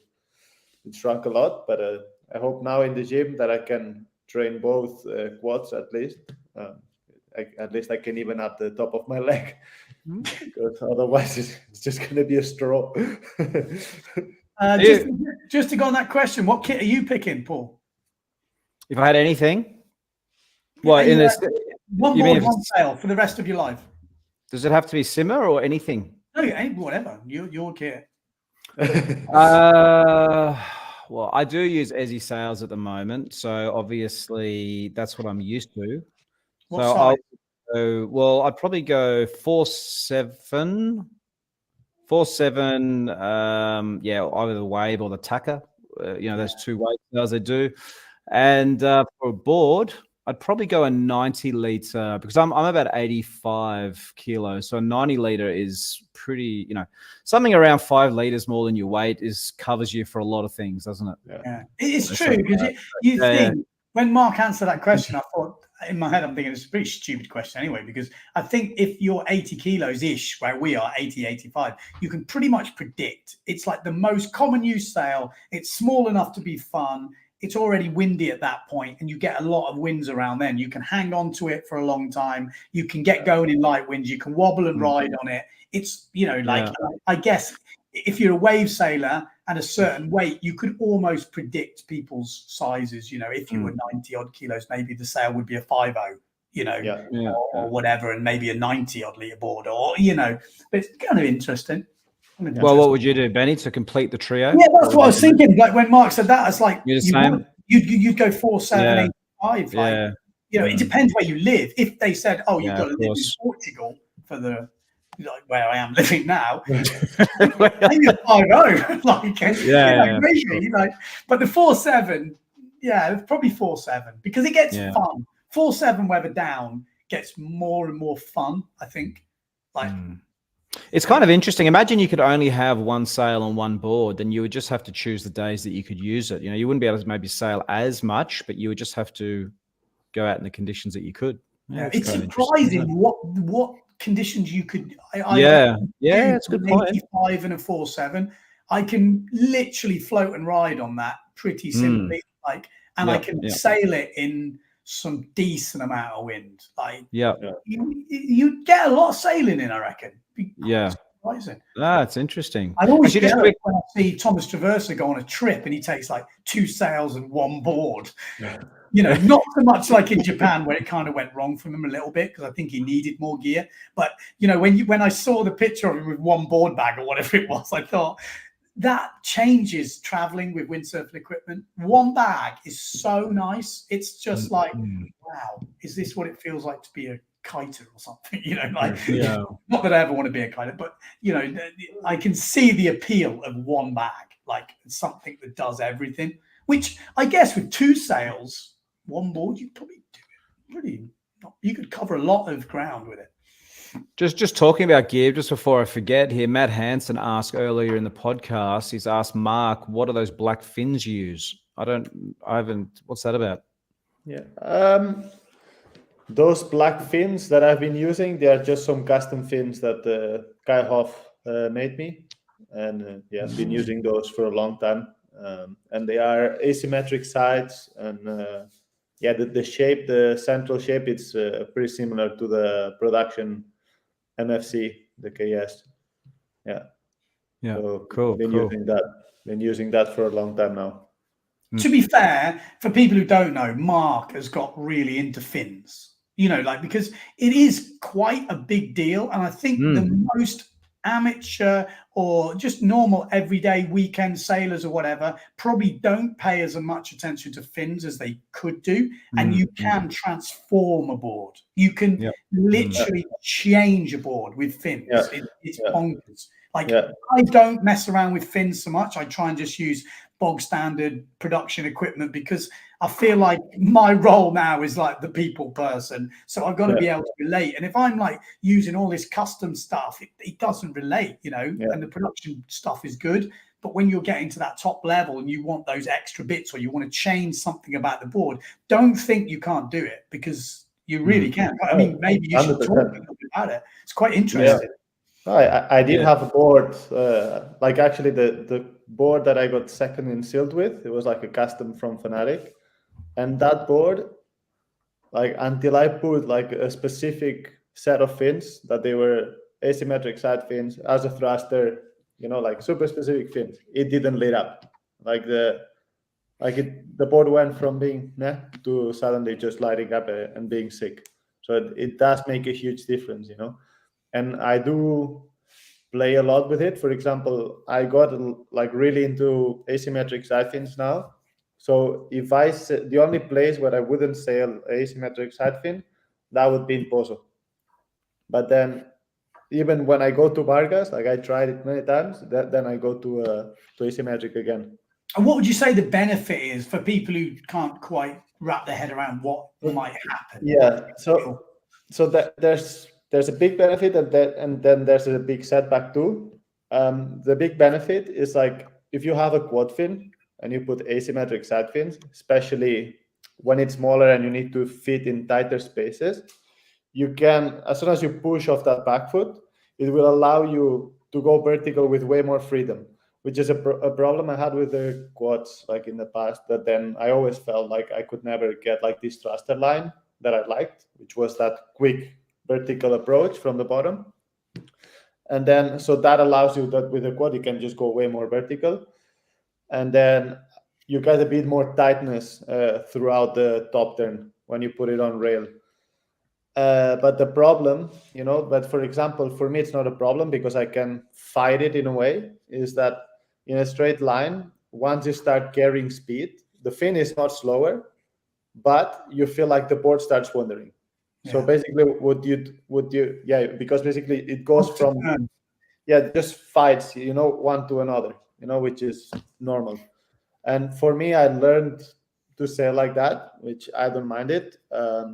But I know that it can be a little bit annoying if you like a bit more planted, steady board. But in most of the occasions, besides when it's like gunning it pozo for jumping, I only use asymmetrics, just because for me, it weighs more being able to get where I want in the wave and being able to turn how I want compared to, like having a more stable planing. It's as simple as that. So, I wouldn't say asymmetric fins are for everyone, because I feel as well you might need to push them to a certain point at a certain speed for them to really get that spark. And then maybe when they go in a straight line, that person is going to hate it. So but there's definitely like in certain people that they could benefit a lot from an asymmetric fin. I think what people need to realize, again, and I've seen this happen throughout my windsurfing, is when they look at the top guys and go, right, that guy's using that, I need that. Doesn't always translate, because the top guys are probably pushing, again, not saying everyone, but a lot of them are pushing harder than you will push, and they're driving much harder. So certain things work, well from what the top guys are using, but then there's other things that you won't see the benefit that those guys will feel. Not to say you can't use them and you can't understand a little bit of benefit, but sometimes the payoff is right at the highest end, or at the limit of these things is when they come into their own. So you have to kind of know your sailing and know what you're trying to achieve before you just chuck them in your board and think it's just going to be magic, because a lot of these things aren't just magic. You don't just put them in your board, or you get this board or get this sail and it's magic. You have to be using it to its capabilities. And again, certain sets of equipment will benefit different people, I think, anyway. 100%. It would be good one day. Maybe we can do a podcast about fins and, just where, positioning in fin boxes, the different fins, the flex, the asymmetric, non-asymmetric. Maybe we could get somebody on who's, a real expert on it. Because it's something that I haven't told Mark this, but he's basically doing nothing for 6 weeks. And my thinking is, we'll get to him. Yeah. We just. Cool. You're coming on every week. Do technical. That's good. I'm up for that. Then seriously, when you're injured, it's the worst thing ever. If you're an active person, you're injured, you just can't do anything. And he's at a stage where it's just happened. It hasn't kicked in yet, I can tell you now. It's like after 2 weeks, 3 weeks, you start to go, and that's when you push too hard and you do something silly. Anyway, but we're gonna cool. Well, if Mark's happy to come on, that'd be amazing, because 100%. But I'm gonna need the whole table to be able to show you my fins. You won't believe how many fins that guy has. It's mad. But we actually nearly made a video, didn't we? Last time you were at my house here in Portugal. We were going to make a fins video, but then we got sidetracked with surfing and foil surfing and nearly dying, and then it never happened. But so that's actually quite a good way to do it. We do it on the podcast, and because it is kind of a mad thing, and it's got so many different levels and ways you can go, and it would be good to have questions from people at home, I think, as well, live, so they can be explained, because a lot of people have questions that we might not even think of, or Mark might not think of. So feel free, if you're interested in a fin podcast, Let us know in the comments. I reckon we definitely do. But what about because obviously we're talking about waves. I mean, what about for the guys who are into flat water stuff? Do we touch all that too? Because that's, I mean, we could bring someone in for sure. I mean, Patrick, actually, last time I had Patrick in from, Patrick, Patrick Detail. He was actually a really interesting podcast, and he's always got stuff to say. If you know Patrick, it's probably going to be a 3-hour podcast, but it's really interesting. He's got really good takes on stuff, and I definitely want to bring in this year more people like that. I mean, we have talked. You've been talking to Dave Ezzy. We're going to get Dave Ezzy in at some point, I think. Hopefully. Yeah. I'm still waiting for if you're listening, Dave, respond to email so I know if you're coming. But that's the plan. Feel free to suggest who you want on the podcast. It's getting with the internet and with how it's working these days and phones, it is easier to get people on, even if it's only for half an hour, 40 minutes or something, which is kind of a small podcast.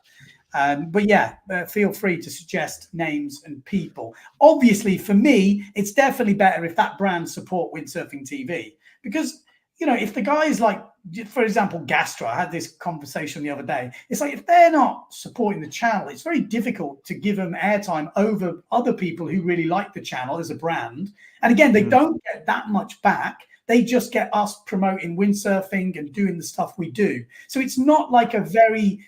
it's a weird business model, and it does rely on the brands that support this channel. Just have a look at them, because those are the guys that are generally putting in a couple of grand a year because they like what we're doing here. So if you like what we're doing, then I would suggest those brands are worth your time. Not saying the others aren't, but I've spoke to a lot of them, and they're like, we're not bothered. So I'm like, well, okay. But I do believe that Windsurfing.TV and other stuff is good for the whole windsurfing community in general. So anyway, that's my little pitch. I would just try and help support those guys. Yeah, and Matt interview, we definitely need that, don't we? I mean, he's going to announce a new sponsor soon. It's a big one. I'm going to tell you that. The sales sponsor is a big one. I don't know if that gives it away. Does it give you away? I don't know. Okay. Interesting. Hey, let's take some guesses. Let's take some guesses in the comments. You guys here, who do you think is his latest sponsor? To be honest, I have heard there is some pictures and stuff going on from Tenerife, because obviously he's training in Tenerife. Stuff's happening. People know. So it's not totally secret, but it hasn't been officially announced, unless it's been announced while I'm on here doing the podcast. So who do you think? Paul Van Bellen? Well, you say a big one, so I mean, I guess it's Duotone or a Pride. Can I take 2 guesses? Yeah, go on. What's your guess? Pride or Duotone. One guess. Sorry. Okay. I'll go Neil Pride, because Neil Rasmus Pride has just written Neil Pride. Yeah, I was going to say. I can see the comments. I'm not saying this, so this isn't me. Arthur said I saw Matt check on Tenerife on a Neil Pride. Oh, okay, cool. Also, even having a picture. So, there's another comment here. Neil Pride. Looks like Neil Pride is the answer. Neil Pride. I cannot confirm or deny those rumors. Talking about Neil Pride, one of Martin van Ochten. Do you know Martin van Ochten? Yeah. Yeah, I had some messages back and forth. He's a super nice guy, and he's been trying to get Neil Pride onto the podcast for us as well. Okay. But I'm not sure if it's ever going to happen. Yeah, the Mr. Neil Pride, but he is quite old now, so I'm not sure if it's going to happen. But it would be amazing, absolutely amazing, to get him on. He'd have some stories. I'd be really nervous. Is that weird? Yeah, well, it would be weird, but I don't know. I'll be surprised if it happens, because I think he's probably in his 80s now, isn't he? And he might be hard to get him. I'm not sure. Okay. Anyway, we'll see. We'll see what happens there. Well, we'll see. But we're definitely going to get some people in. Dave Ezzy on, please. Also, Ola. Exactly. Ola from Simmer. He's super interesting. I was thinking of almost having a regular spot for Ola, like once a month, because he's got some super interesting shit. Every time you chat with Ola, I mean, Mark's now chatting with him again after, obviously been on judo, back to Simmer. How's your chats with Ola been? It's epic. I really like it. Yeah. The good thing about Ola, it's like you know, you are directly in touch with the shaper, which didn't happen for me before. So it's a huge advantage, you know, and he will never push back your ideas. You know, it's always a discussion, you know, like you're always talking about it, you're chatting about it, and you give your 5 cents, he gives his 5 cents, and then you meet at the middle point, you know. So it's like a really cool work synergy with him, you know, like cool. You know, like if I compare it to previous experiences, so I think it's it's pretty cool, honestly, and it's amazing, like his knowledge with numbers and curves and flows, and you know that's you know, like he showed me. I've tried before, like to shape boards on Shape 3D, which is like the standard program that most shapers use, and it's fairly, you know, simple in a way. But you know, he shapes it in a different program and in a completely different way, and it's pretty cool, you know. Like so, then he was showing me like all this curve analysis and paragraphs, and at the beginning you're like, what the heck is that? You don't understand anything, you know.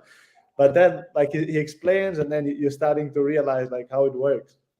But he made that program, didn't he? Did he? Was that right? I don't know about that. I don't know if he made the program or not, but you know, just being able to operate it is already pretty impressive. You know? Yeah, maybe he didn't make it, but it's part of like a free one or something. It's like a community. Maybe I'm getting it confused. I can't remember. It was a long time ago when I had to play with it. I played with it for a second and went. It's far too complicated.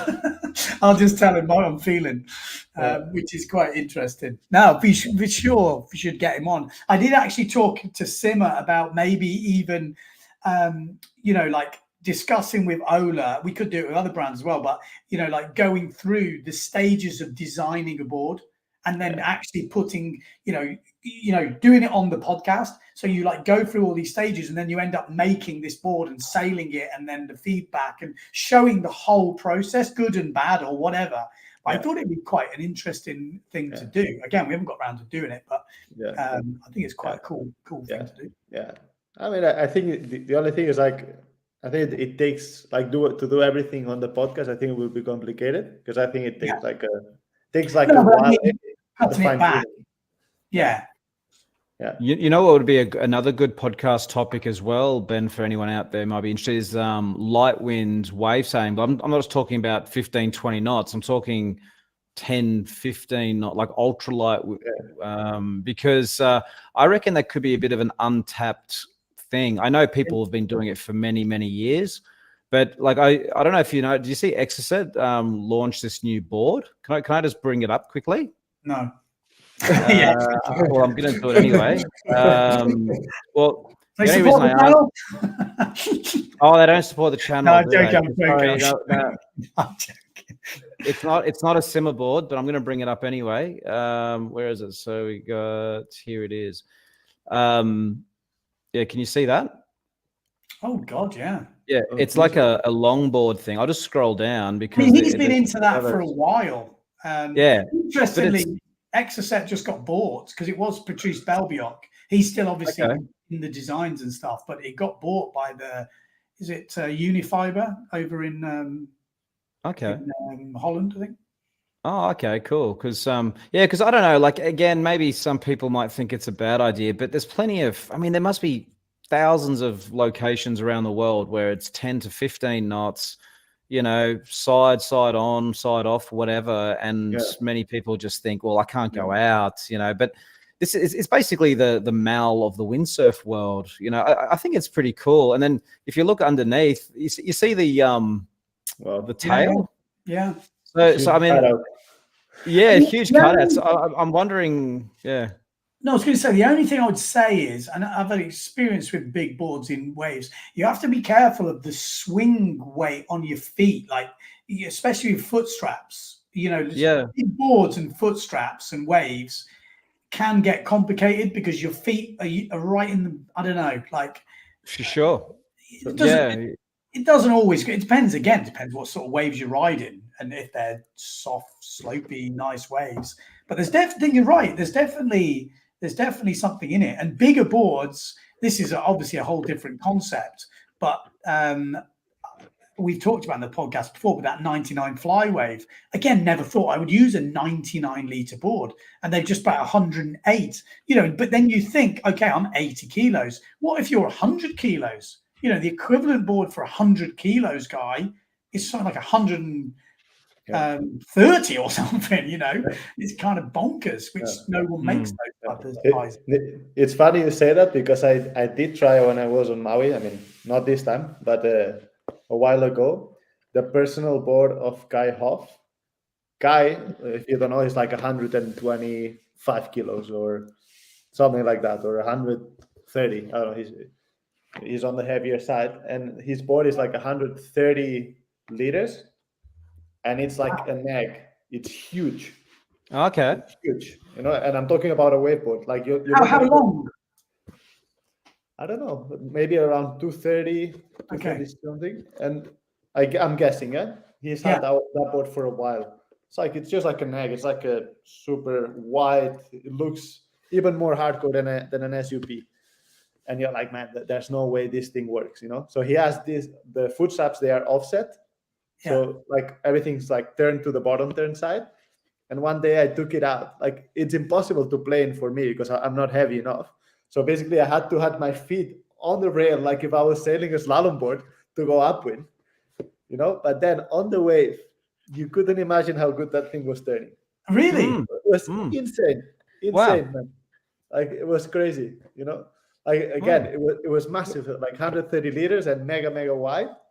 But like, it was working really good. Like, it was going very smoothly through the turns and everything. So it was super cool. Yeah, I saw that thing.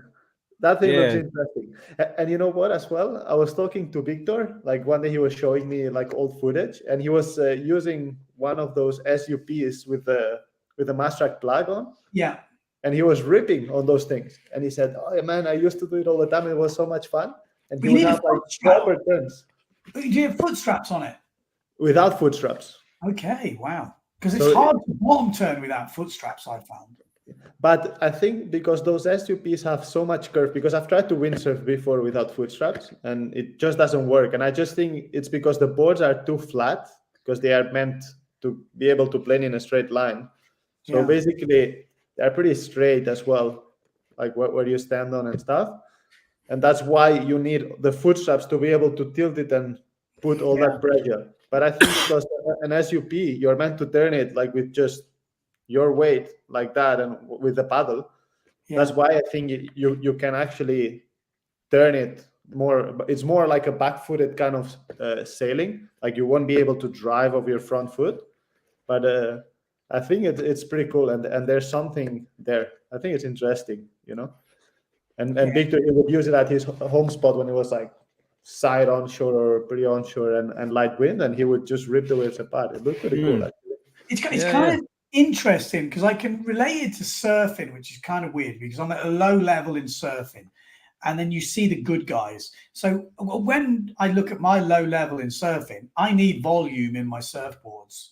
But when you see the good guys, they don't want volume, because when they're going fast and they need to generate speed, when you're on a big volume board, you almost can't generate it off the rail because you're kind of relying on it to just do its thing. That's what I found. Like, we had some like top surfer come down here the other day.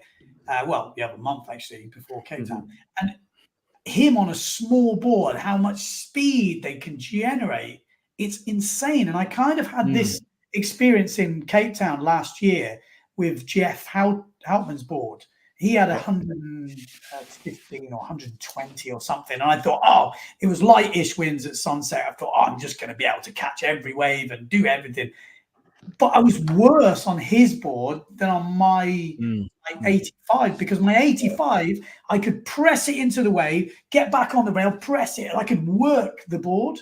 And with the big board, I couldn't work it. So weirdly, I needed more wind to generate the initial stuff, because as soon as you're on the wave on my small board, I can straight away go straight back up to it, push off the top, push it down, and start moving and working it. Whereas the big board, I almost had to wait because it was. But again, I guess it depends on the board. If you can work a big board, then maybe that's the best of both worlds. Yeah. I don't know. It's interesting, but it sounds like Marc was riding a good board in Maui. But that sounds. I mean, it was definitely interesting, to say, because you're like, man, this is for sure never gonna work. It looks like a freaking egg. It's like wider than a slalom board. Wow. And it just worked. So I think it's pretty cool, and there's definitely something there. Just got this. I'm just going to go through some comments. Sorry, dude. As Paul France saying, Ola, we were just talking about before, obviously, Simmer Shaper. Check his groundbreaking and super professional comments and all the sub comments about shapes in the group. Old school windsurfing. Please bring him in on a regular basis. P.S. I'm not a Simmer rider. I just shape my own boards and find his opinions really valuable. Seriously, he's one of the most open-minded. And you see, with guys of that level of, I don't say intellect, but they're in this mathematics stuff. Again, everything is open to discussion, and you see it like I do quite a bit of crypto at the moment and blockchain stuff. And when you listen to these guys at the top end, they're not fighting each other. The nerdy guys behind the scenes, they couldn't give a shit. They're all just trying to learn. They're all about learning and progressing together, and we're going to get somewhere. And I think Ola definitely comes from that sort of thing. He's not worried about people copying or, he's all about, let's put it all out there and let's try and understand where we're going and why this is working. I think it's super refreshing when you read his comments. It's, again, I know I'm a Simmer rider, I know Marc is, but genuinely someone exactly there says it. And I get that comment from a lot of people. Like, you can't help but be interested in his comments. It's like, wow. And he's not trying to big up himself. He's not trying to put anyone down. He always has a really good take on a situation. It's like I said, really refreshing. 100%. Yeah. Sounds good. No, it sounds it's good. We've got quite a few ideas for future podcasts. The Bruce Happy. That's an interesting board. Have you ever rode that? I have. Yeah. I've rode a couple of them. Can I just say, just before Marc goes on, just so you know, I think this is a sign for me as a rider who's open-minded, is someone who tries other brands' gear, other custom boards, because until you try all these boards, you can't stand there and say, my brand, my board, my whatever. It's about being open-minded. Again, same thing comes back. You got to try everything and see what's out there. See if someone has got like something to be looked at, some concept that can work. Yeah. When I tried it, what I liked about it, it's like it felt really in a straight line. It was pretty nice at planing. It felt like it would accelerate, and it was pretty comfortable. In the wave, the day I tried it, I had just been on my like normal 83 back then. That it was pretty rocketed up and pretty turny. So, and it was on Tenerife and it was low tide. So I think I just had in my body like that feeling of just like aggression of pushing. Yes. And I couldn't. I felt like I had to back off a little bit more, But I think I would like to try it again, but more in like a softer conditions. Yeah. I mean, I had to go on one of Brucey's first boards, which when he was shaping the starboard, called the Black Box, and everyone hated it to a certain degree. Some people loved it. When I had to go on it, the one thing, and it massively sticks out to this day, is the thing just kept speed. It was the shittiest, crappiest waves in South Bay in Tenerife, and I'm not joking. It just held so much speed. It was really fun. Like for a specific type of sailing, I didn't really like sailing it when it gets windy because I'd rather be on a normal board. That goes with a lot of those concept boards. When it's good, I'd rather ride quite a traditional board. But in those really low end, mushy, not much power waves, the thing just had so much speed. It just, you couldn't take it out. I could see that happening by the way I felt it playing that day. So. yeah, I think that yeah would be interesting to try it on a lighter, more mushy day like you did. Bartholomew says just get an oversized wave board. You can easily uphaul on. Mine is 120 by 68 wide with a wave rocker. Yeah.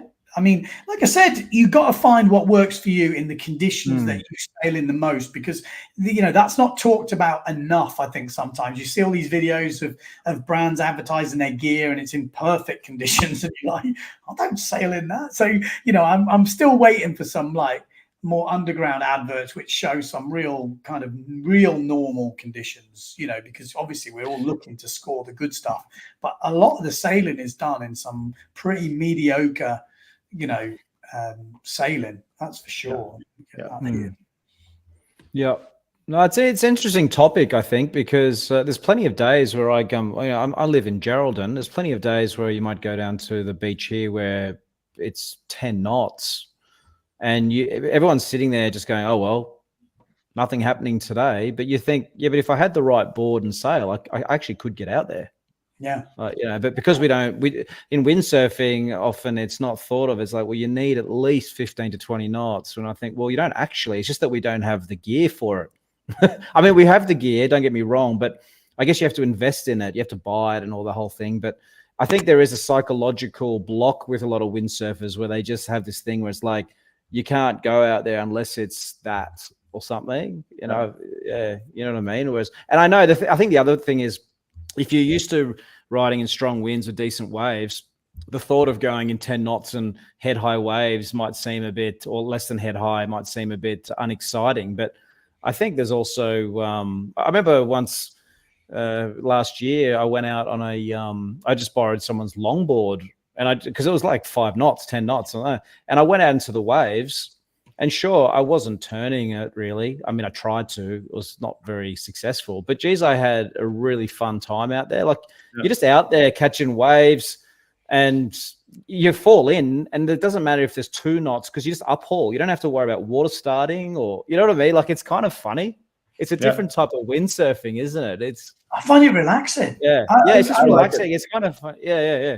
I used to have a lot of people telling me, float and ride, it's not windsurfing, there's no wind, and again, I see it on the live stream as well, Silt, when the ladies were out for the float and ride session, and I always remember the comments coming in and going, oh, this is rubbish, and I was looking at the live stream thinking, I'd love to be out there, because I find it super relaxing. You're wobbling upwind, your brain's working because you're looking at sets, you're trying to judge waves, you may be looking at 1 hit, 2 hit waves, but for me, I do find it's almost like my Zen place where I like almost like it's like a meditation, because you just I'm so relaxed. It's not like hectic. You're not winding around all the place. You just out, and then you catch a wave. You're trying to murk it, and then you just wobble out.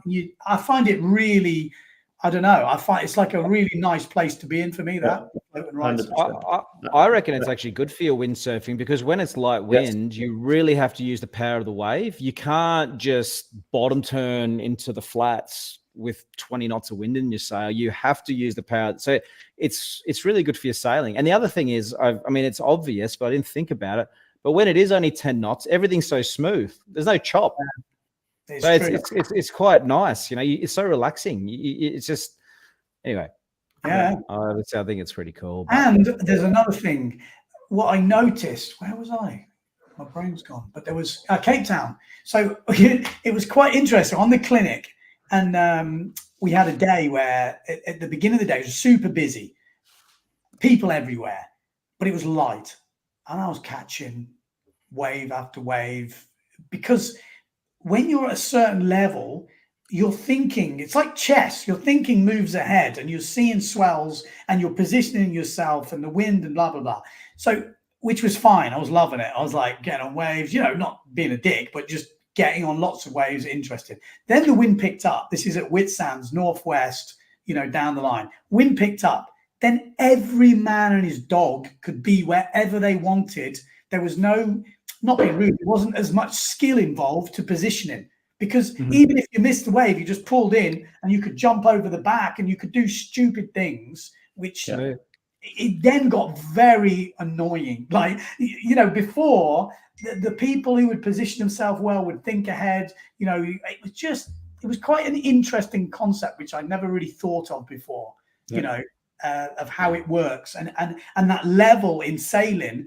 And that just goes back to what you were saying before, how much you can improve in light wind sailing. You know, and you really see the differences in skill levels, the lighter wind, or maybe the level of how many people have sailed in those conditions a lot. Because there is a lot of things going on, which to the naked eye or somebody watching wouldn't see. You know, where you position yourself, how you get on the wave early by putting your weight forward. You know, you're almost nearly catapulting to get that nose down, to get the board to catch the wave.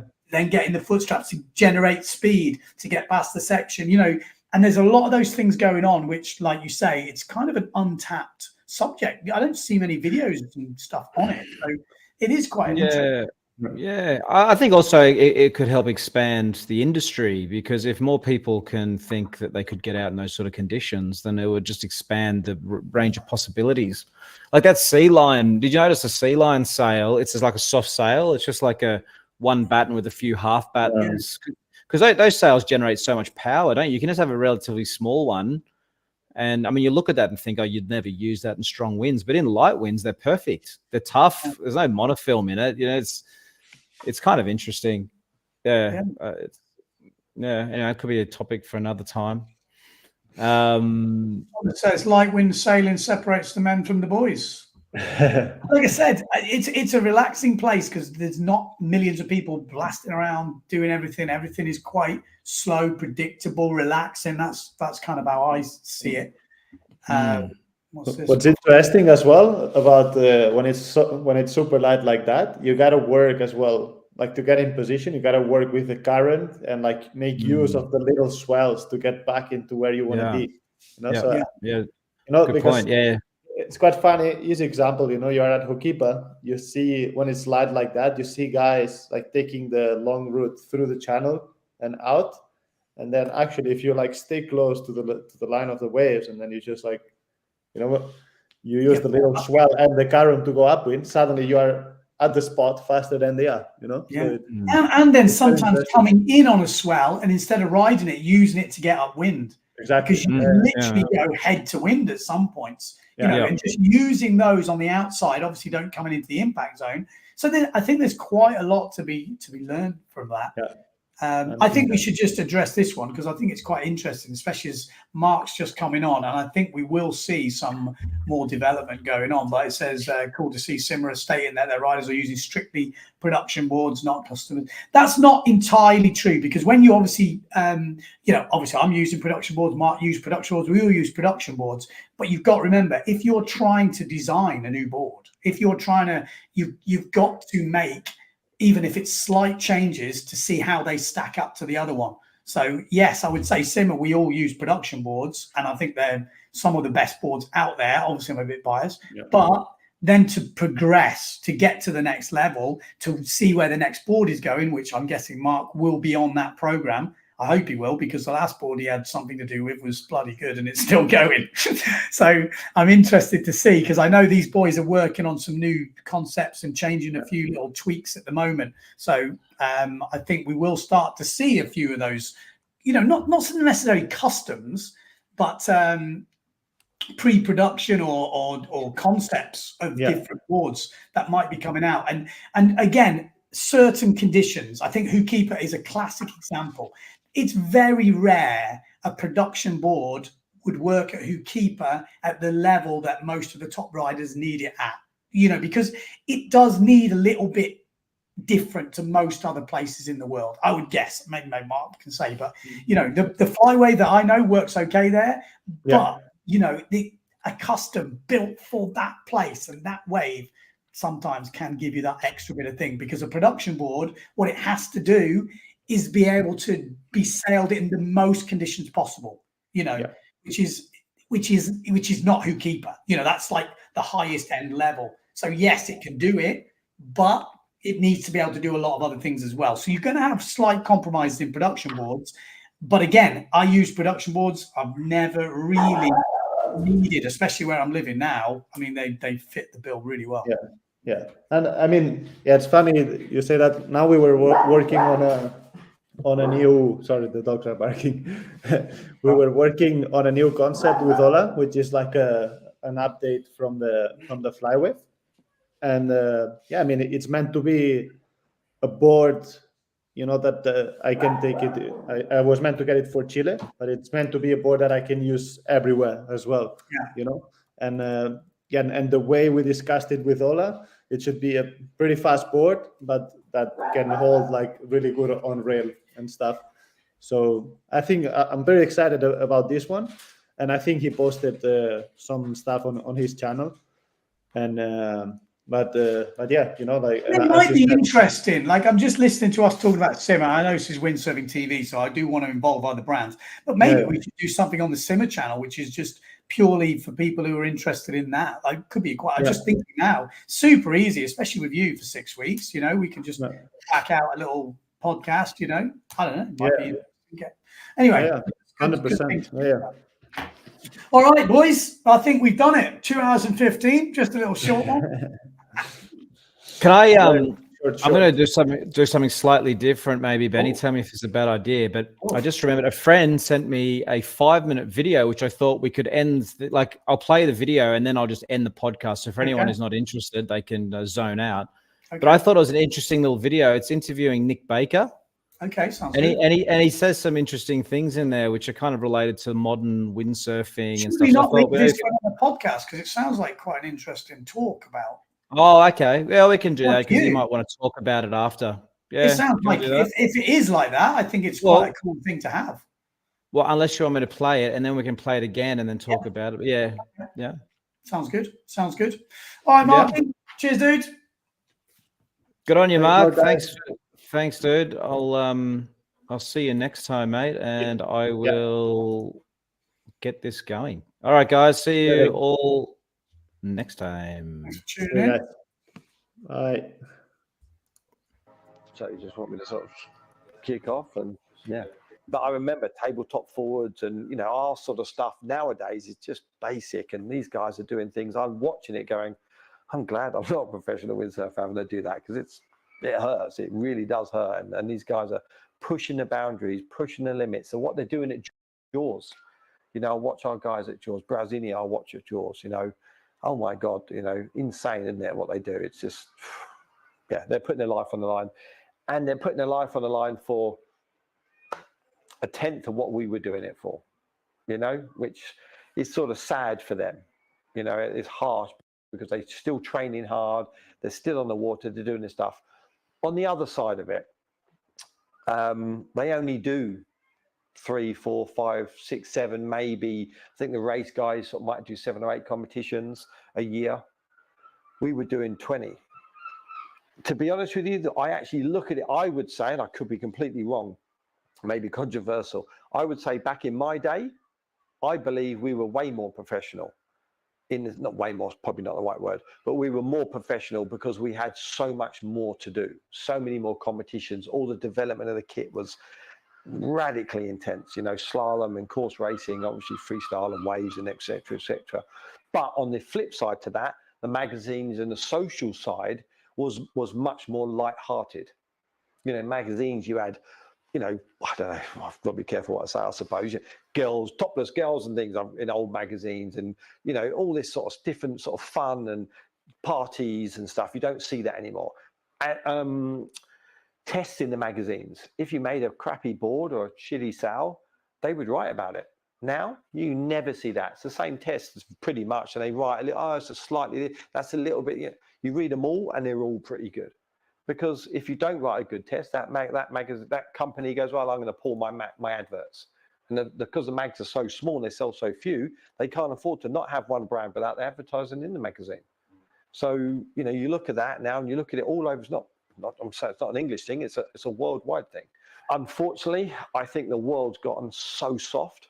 We can't say anything. We can't criticize or point a finger. And not that's a good thing necessarily, but we can't speak our mind. I think I've mentioned it a little bit before. I touched on it. This whole sort of scenario of my life literally started, this real snowball effect started once I retired. And it went from divorce to relationship to stress to family problems. We fell out within my own family because of these different issues within my life. And all these things from my younger days made me a fierce competitor, if you like. But once I retired, those same things that made me a good competitor were working against me in real life. But yeah, I had to let out all this steam, this anger, this frustration. And in the end, it came to Jane, my partner I'm with now. If we're talking with her and dealing with her, she's a nurse, so she's got this sort of kind, soft side to her that, talked me into, and it took a bit of talking to, I can tell you, get me into going to see a therapist, and a counsellor. And she found this person, and I went to see this counsellor for 6 years, nearly every week. So that's a hell of a commitment, best thing I've ever done in my life. I'm like a different human being. It's amazing. I can't tell you. But, and I went through some tough days, weeks, months, years, if I'm honest with you, really did. And some sad times, I would say, like harsh times that most people that know me would never have ever seen because I didn't show it. Because, you get your ego's too big, you're too proud. So I didn't tell people at the time. Since obviously going through it and learning a lot of it, I told all my friends know, my family. I've said it in magazines and stuff because one, I'm proud that I've done it. I think it's one of my biggest achievements. But two, I know there are millions, not thousands, millions of other people in the world across all walks of life that are in the same situation, of sorts to what I was in life, and they're not living their best life. Oh God, I wouldn't even know what question to ask the next person. That's what we're asking. That's why I've got doing it. Yeah. God, you're really testing me here.